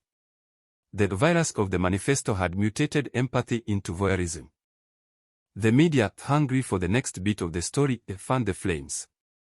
Talk shows invited psychologists and sociologists to dissect the algorithm of happiness. They debated the literary merit of a madman's diary, analyzing his choice of words like he was a misunderstood philosopher rather than a butcher of children.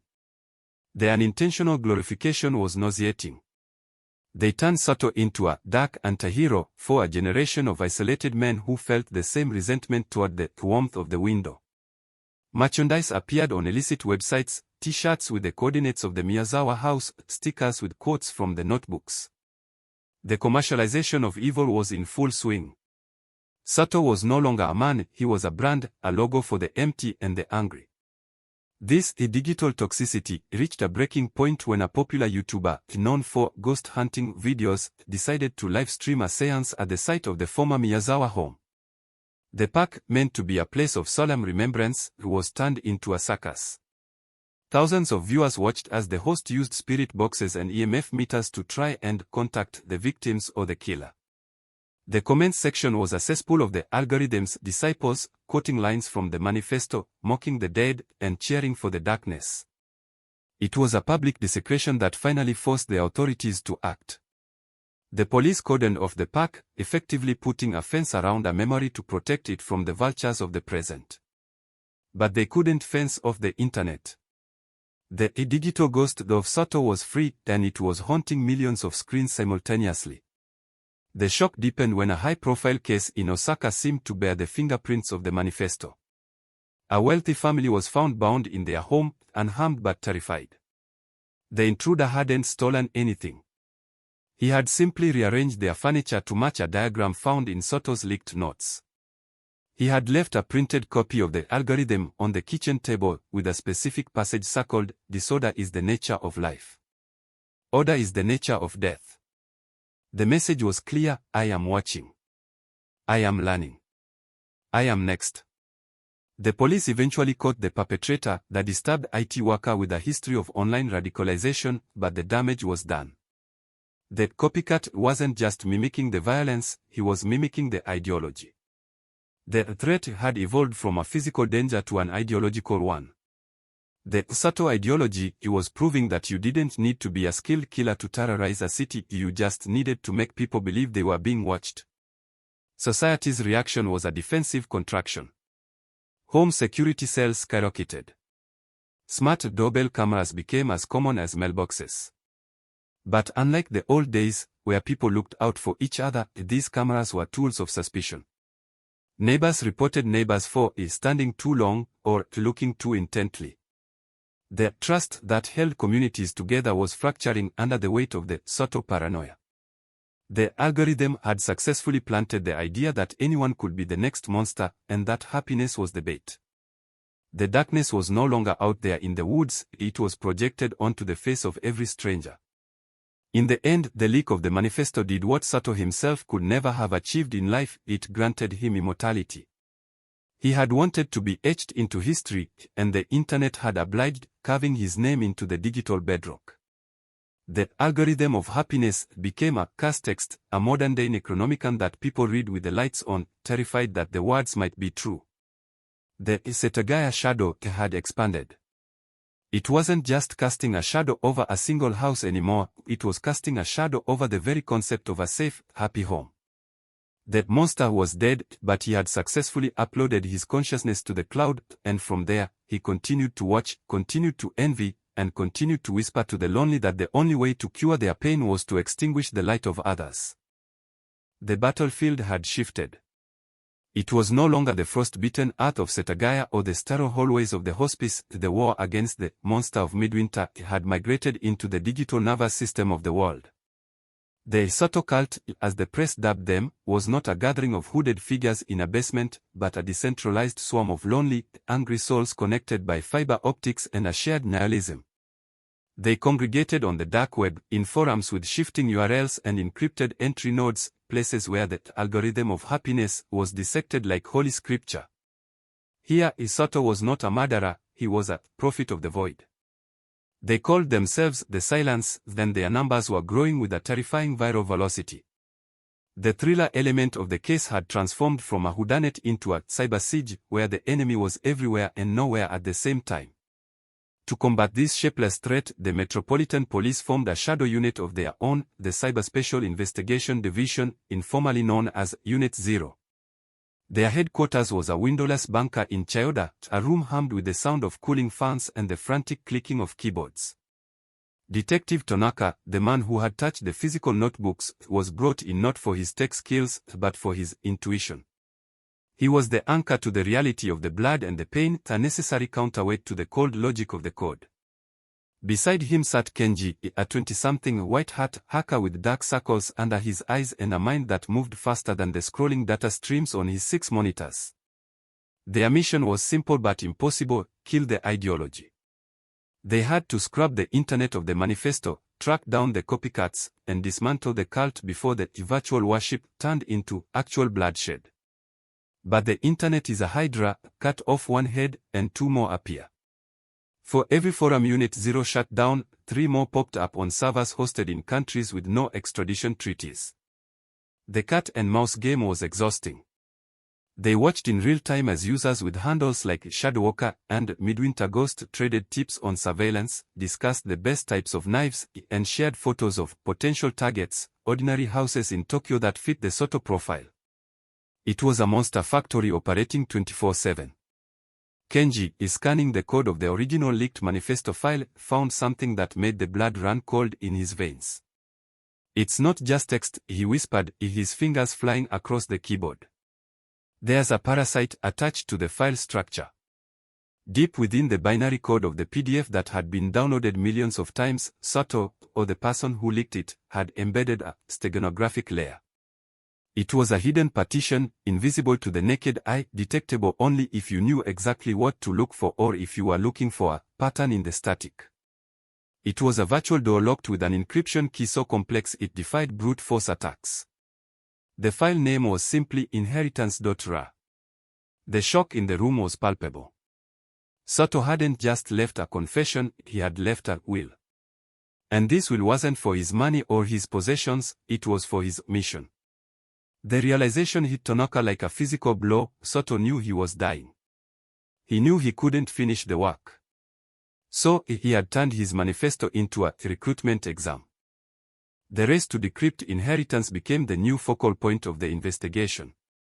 Unit 0 wasn't the only one trying to open it.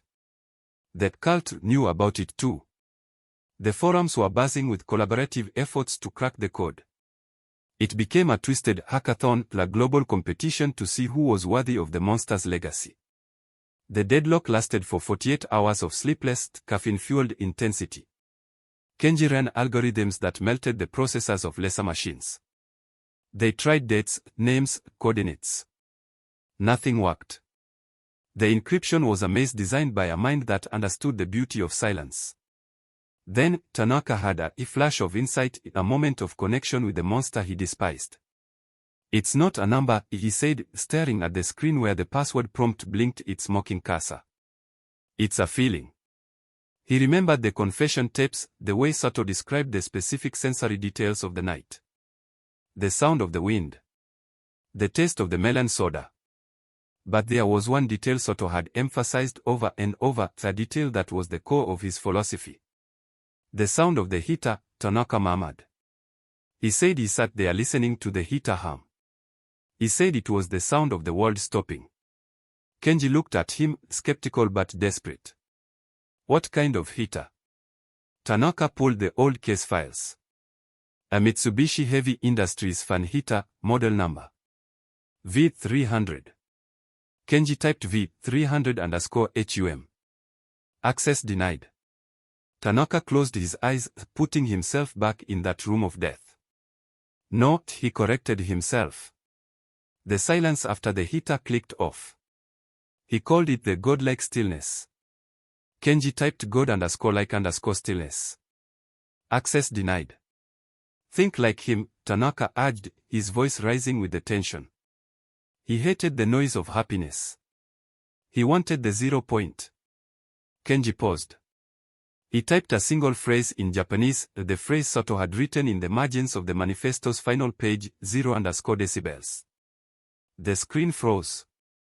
Then the green progress bar appeared. Decrypting. The room erupted in a silent chaos of held breaths. The file opened. It wasn't a list of new targets. It wasn't a bomb recipe. It was a video file. And a map. The video was grainy, filmed on an old camcorder years before Soto's hospitalization. It showed Soto, the younger, healthier, standing in a dense forest. He was looking directly into the lens, his eyes dead and cold. If you are watching this, the digital Soto said, his voice distorted by time and compression, then you have the frequency. You understand. He held up a key, the physical, brass key. I have not finished the script. The world is still too loud. I have buried the seeds of the next winter. This map leads to the archive. The map displayed coordinates. Not in Tokyo. Not in the city. But deep in the Aokigahara forest, the sea of trees at the base of Mount Fuji. The forest of suicides. It was the perfect place for a monster to hide his heart. A place where compasses failed, where the trees grew too thick for the sun to penetrate, where silence was the natural state of being. The shock was absolute. Sato had created a treasure hunt for psychopaths. He had buried a physical cache of something, weapons. Money. More journals, in the most haunted forest in Japan, and he had just released the map to the smartest, most obsessed members of his fan club. We have to get there fast, Tanaka said, grabbing his jacket. The file. Did it upload? Did the cult crack it? Kenji's face was pale as he looked at the network traffic monitor. We want the fast, he whispered. An IP address in Shinjuku. And another in Osaka. And one in Seoul. They accessed the file 3 minutes ago. The race had begun. It wasn't just police versus a dead man anymore. It was the police versus the candidates. Their successor wasn't a theoretical concept, they were real people, currently packing their bags, grabbing shovels, and heading towards Mount Fuji. Sato had successfully gamified his own legacy. He had turned the hunt for his final secret into a battle royale of evil. Unit 0 mobilized every asset they had. Helicopters were scrambled. The Yomenashi Prefecture police were alerted to set up roadblocks around the Akigahara. But the forest is vast, ancient, and indifferent to human laws. It swallows sound and signal. As Tanaka sat in the back of the speeding tactical van, watching the city lights fade into the darkness of the countryside, he felt a primal fear. They weren't just going to dig up a box. They were walking into a trap. Sato knew the police would come. He knew the cult would come. He had engineered a convergence. The inheritance wasn't just what was in the box, the inheritance was the violence that would happen when the seekers met. The drive to the mountain was a blur of siren lights and radio chatter. The atmosphere was electric with dread.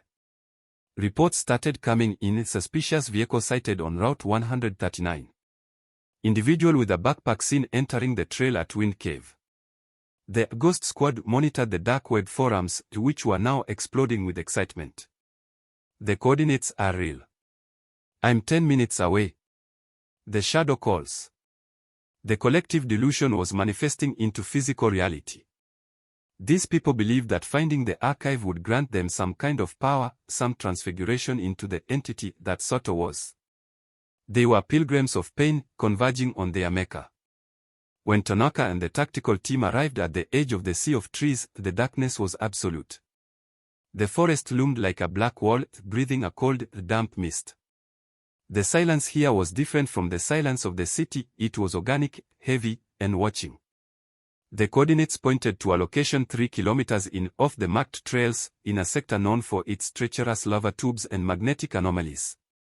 We move in silence, the team leader commanded. Night vision on. Rules of engagement, capture if possible, but assume everyone is armed. They entered the tree line. The ground was uneven, a carpet of moss over jagged volcanic rock. The roots twisted like witches' fingers. Every snap of a twig sounded like a gunshot. Tanaka kept his hand on his holster, his heart hammering against his ribs. He wasn't a soldier, he was a detective. But this wasn't a crime scene, it was a war zone. As they pushed deeper, the signal from their radios began to crackle and fade, the forest's iron-rich soil scrambling their comms. They were entering the blind zone, exactly where Soto wanted them. Suddenly, the lead officer held up a fist. Halt! Ahead, through the green tint of the night vision goggles, they saw it. A light. A single, bobbing flashlight beam cutting through the mist about 200 meters away. Someone was already there. And they weren't alone. Another light appeared from the east. Then another from the west. The candidates were arriving. It was a surreal, dramatic scene, fireflies of doom converging on a single point in the void. They weren't working together, they were competitors. Tanaka realized with horror that if they reached the archive at the same time, it wouldn't be a retrieval, it would be a massacre. Move. Double time, the commander hissed. The police team surged forward, abandoning stealth for speed. The sound of their boots on the rocks shattered the stillness. The flashlight beams ahead jerked, reacting to the noise. One of the lights turned towards them, and then, a flash. Bang. The sound of a gunshot rolled through the trees, muffled instantly by the moss. Someone had fired. Whether it was at the police or at a rival seeker, it didn't matter. The inheritance had claimed its first act of violence. The climax of the night was fast approaching. Tanaka ran, his lungs burning with the cold mountain air, the image of the Miyazawa family flashing in his mind. He wasn't running to catch a criminal, he was running to stop the birth of a new one. Sato's final joke was a Pandora's box buried in the roots of Fuji, and the lid was about to be torn off. As the trees thinned slightly, revealing a small clearing dominated by a massive, ancient cedar tree with a hollow trunk, the exact spot from the video, Tanaka saw him. A figure in a dark hoodie, kneeling at the base of the tree, digging frantically with his bare hands. He was young, desperate, sobbing with a mix of fear and ecstasy. He had found it. Police? Freeze, the command echoed. The figure froze, his hands deep in the earth. He looked up, his face illuminated by the tactical lights, eyes wide and manic. It's mine, he screamed, his voice cracking. He chose me. He pulled something out of the ground, the heavy, waterproof pelican case. This was it. The legacy. But before the police could secure him, another figure emerged from the shadows on the opposite side of the clearing, wielding a machete. The copycats had no loyalty to each other. The Soto cult was a snake eating its own tail. The standoff in the clearing was a macabre painting. The police with their guns drawn, the boy clutching the box like a holy relic, the rival stalking the perimeter, and the ancient forest watching it all with indifferent silence. This was the stalemate that Soto had orchestrated from beyond the grave. He had brought the chaos of the world into the heart of the stillness. Tanaka stepped forward, lowering his weapon slightly, trying to bridge the gap with words. It's just a box, son, he said, his voice steady despite the adrenaline. Whatever is in there. It's just things. It's not him. You aren't him. The boy looked at the box, then at Tanaka, then at the darkness where the other seekers were surely watching. It's the answer, the boy whispered. It's the algorithm. He placed his hand on the latches of the case. Don't open it. Tanaka shouted. But the boy didn't listen. With a frantic click, he threw the latches open and lifted the lid. For a second, there was nothing. No explosion. No demon. The boy stared into the box, and his expression shifted from mania to confusion, and then to a devastating disappointment. He slumped back, the energy draining out of him. The box fell from his hands, spilling its contents onto the moss. It wasn't gold. It wasn't weapons. It wasn't a master plan. It was a mirror. A simple, cheap, rectangular mirror. And beneath it, a single handwritten note laminated in plastic. Tanaka moved closer, keeping his gun trained on the shadows, and shone his light on the note. The handwriting was unmistakably Soto's. It read, "Look at yourself. This is the monster. There is no secret. There is only you, and the choice to be empty. Now, leave me to my silence." The cruel joke was revealed. Sato hadn't left a legacy of power, he had left a mirror to mock them. He had lured the most dangerous, unstable people to the middle of nowhere just to show them their own pathetic reflections. He was laughing at them from hell. The chosen one was nobody. The cult was built on a lie. The boy on the ground began to weep, not out of glory, but out of the sudden, crushing weight of his own foolishness. He wasn't a successor, he was just a sad kid in the woods with a mirror. But as the police moved in to handcuff the boy and secure the perimeter, the aftermath of the gunshot from earlier still hung in the air. They had the box. They had the boy. But they had also confirmed that the Sato network was armed, active, and willing to kill for a lie. The mirror was a final insult, but the belief in the mirror had been real enough to pull triggers. The monster had unmasked the seekers, but in doing so, he had proven that the potential for evil was everywhere. Tanaka looked at his own reflection in the mirror lying on the moss, tired, old, surrounded by darkness. Sato was right about one thing, the monster wasn't a myth. It was human. And as long as there were humans, the Setagaya shadow would never truly vanish. The drive back from the base of Mount Fuji was a funeral procession of expectations. The tactical vans, usually buzzing with the adrenaline of a successful raid, were silent, filled with the heavy, damp smell of the forest and the sour reek of disappointment. In the lead vehicle, Detective Tanaka held the evidence bag containing the mirror on his lap. It was a cheap object, something you could buy at a 100-yen store, plastic-framed and slightly warped. Yet, it felt heavier than a loaded gun. Sato had played them all. He had turned the entire Japanese police force, the media, and a global network of cyberstalkers into punchlines in his final, nihilistic joke. The inheritance wasn't a manifesto of power, it was a scathing indictment of their own obsession. By forcing them to look at themselves, Sato had stripped away the myth of the grand monster and left them with the pathetic reality of human vanity. The boy they had arrested, a 19-year-old university dropout named Ren, sat in the back, handcuffed and weeping softly. He wasn't crying because he was caught, he was crying because his God had called him boring. Back at the headquarters in Chiyoda, the mood was a mix of relief and unease. The archive didn't contain weapons or bomb plots, which was a tactical victory, but the psychological damage was harder to quantify. The interrogation of Ren was a window into the abyss of modern loneliness. He didn't speak of hate, he spoke of invisibility. He told Tanaka that following the Sato code made him feel like he had a shape, a purpose. When I watched the houses, Ren confessed, his voice trembling, I felt like I was part of a story. Now, I'm just back to being static. This was the shuddering truth that the police had to grapple with. Sato hadn't radicalized soldiers, he had weaponized the invisible people. He had given a narrative to the nobodies, and taking that narrative away with a cheap mirror didn't cure them, it just left them desperate and hollow again. When the news of that mirror revelation was leaked, deliberately this time, by the police, in an attempt to shatter the cult's morale, the reaction on the internet was a case study in digital schizophrenia. The forums didn't just disband, they fractured.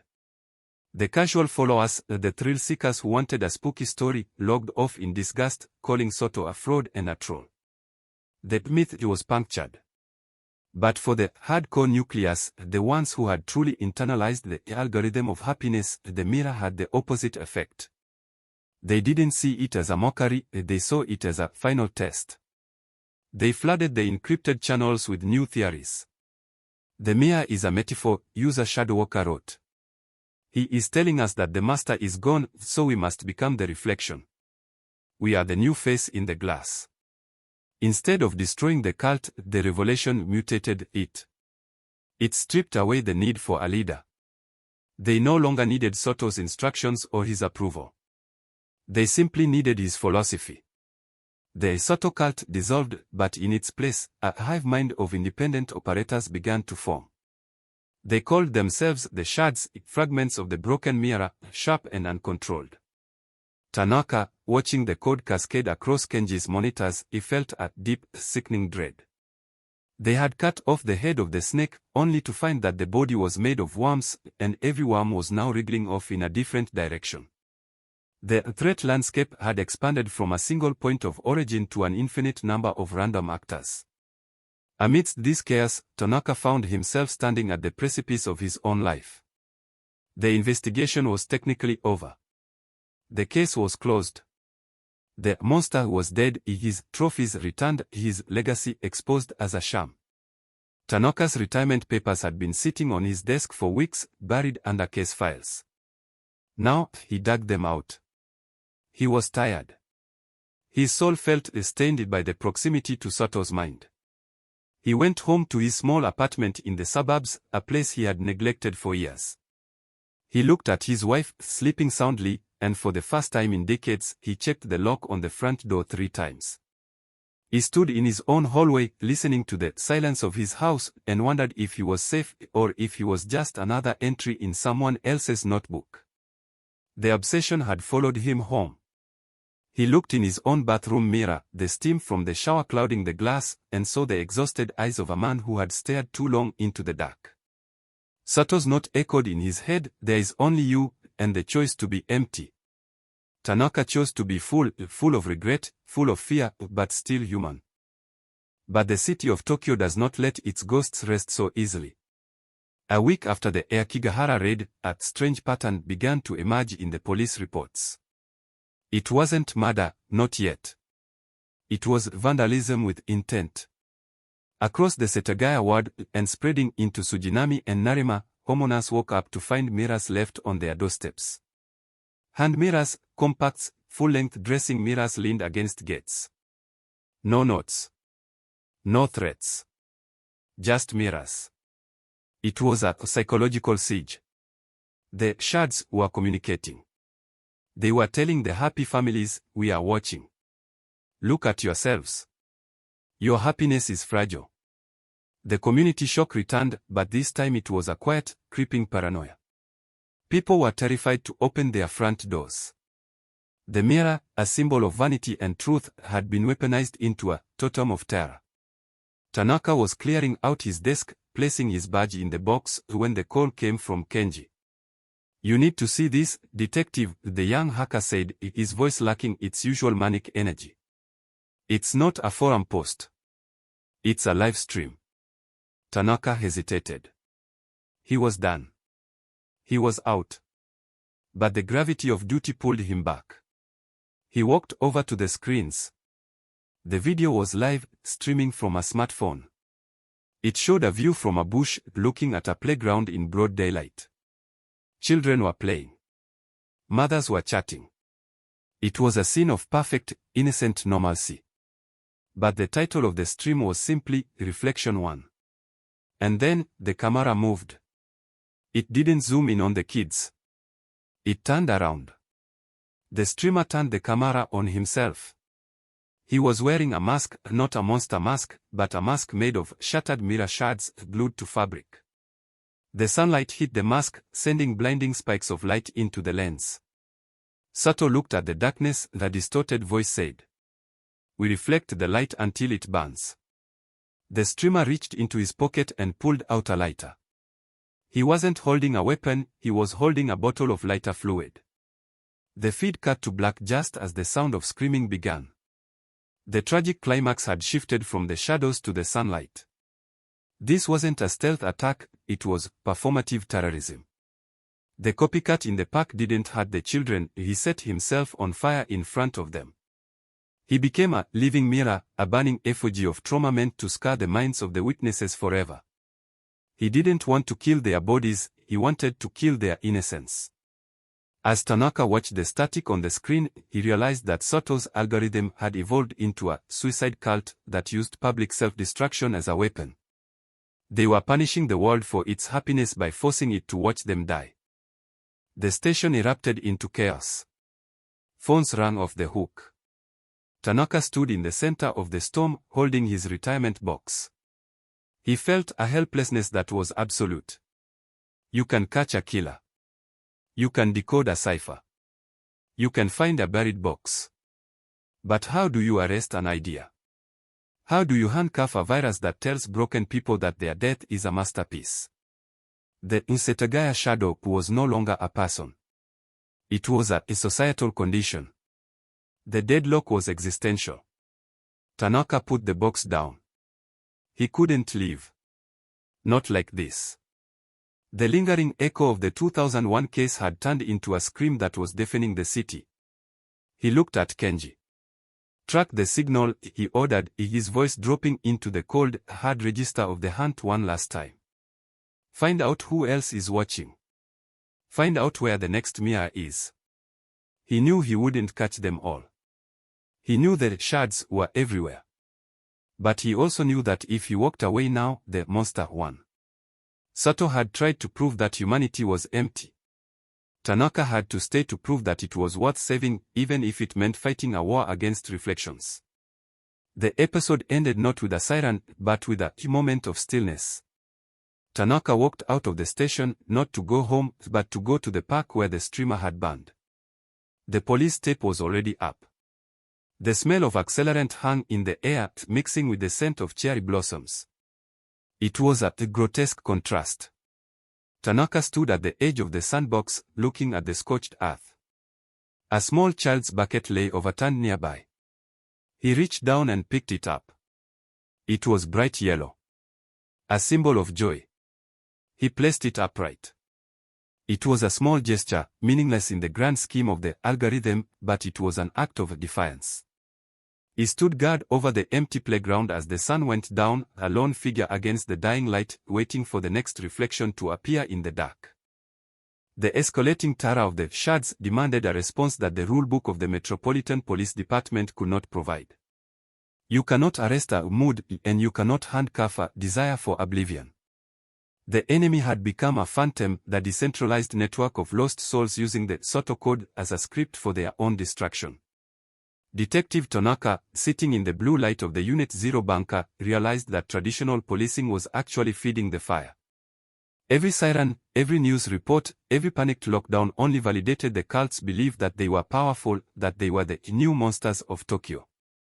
To win this war, Tanaka knew he had to do something that went against every instinct of a lawman. He had to stop treating them like criminals and start treating them like targets of a psychological operation. The plan was christened Operation Glass House.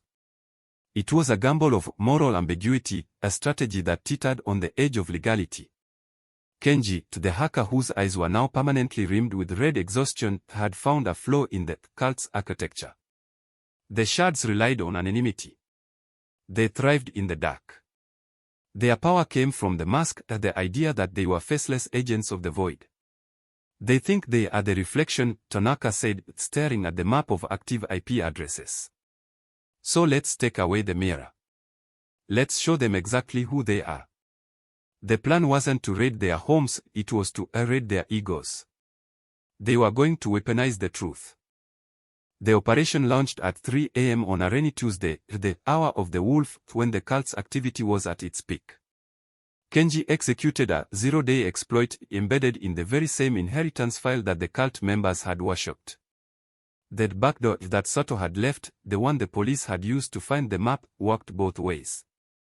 In a synchronized strike, Unit 0 seized control of the dark web forums, the encrypted chat rooms, and the live streaming servers used by the shards. But they didn't shut them down. That would only drive them deeper underground. Instead, they turned on their lights. Across Tokyo, and indeed across the country, hundreds of screens simultaneously flickered. The black and red aesthetic of the silence forums was replaced by a live feed from their own webcams. The members sitting in their dark rooms, wearing their mirror masks or hoodies, suddenly saw themselves broadcast to the entire network. But it wasn't just video. Overlaid on their video feeds were their real names, their addresses, their school grades, their employment history. User Shadowblade is Kenta, 17, from Odeba. Failed math twice. Works part-time at a convenience store.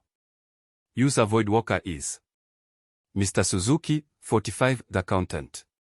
Divorced. Lives with his mother. The shock was immediate and devastating. The mystique of the monster evaporated instantly.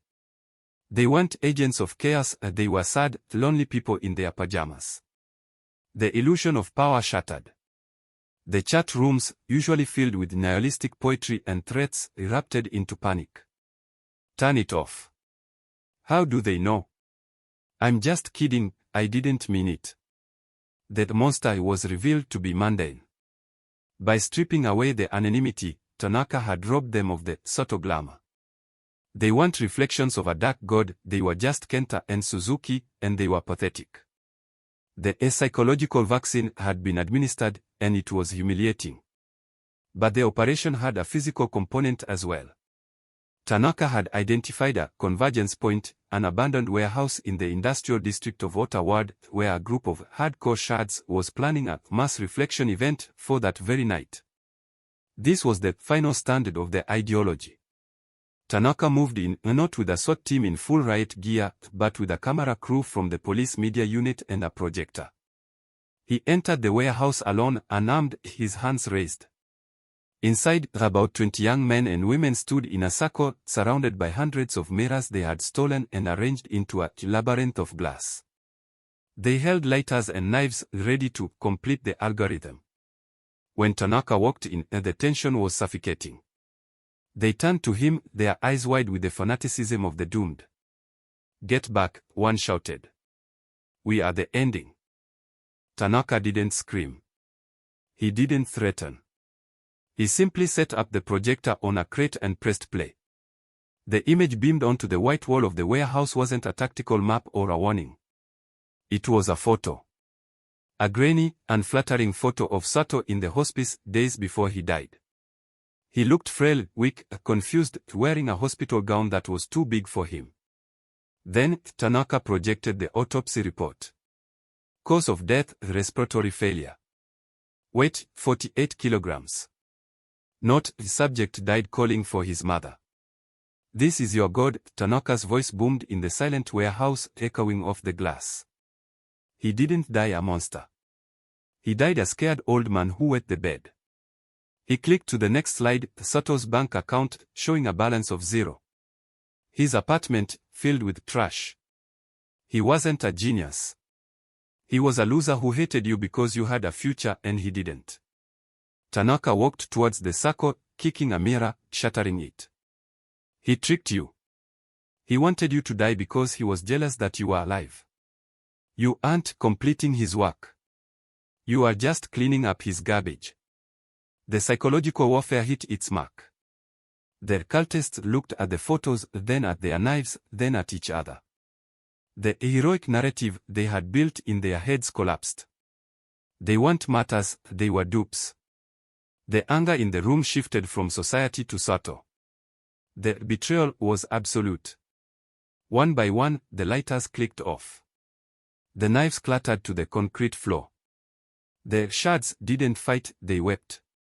They broke down not as soldiers, but as children who had woken up from a nightmare to find they were standing on a ledge. The aftermath of Operation Glass House was a national exorcism. The leaked identities and the humiliation of the forums effectively killed the trend. The Sato code became uncool overnight. It wasn't feared anymore, it was pitied. The copycat crimes stopped abruptly. The mirrors disappeared from the doorsteps. The city of Tokyo, which had been holding its breath for weeks, finally exhaled. The darkness hadn't been defeated by light, it had been defeated by truth. The truth that evil is often boring, small, and pathetic.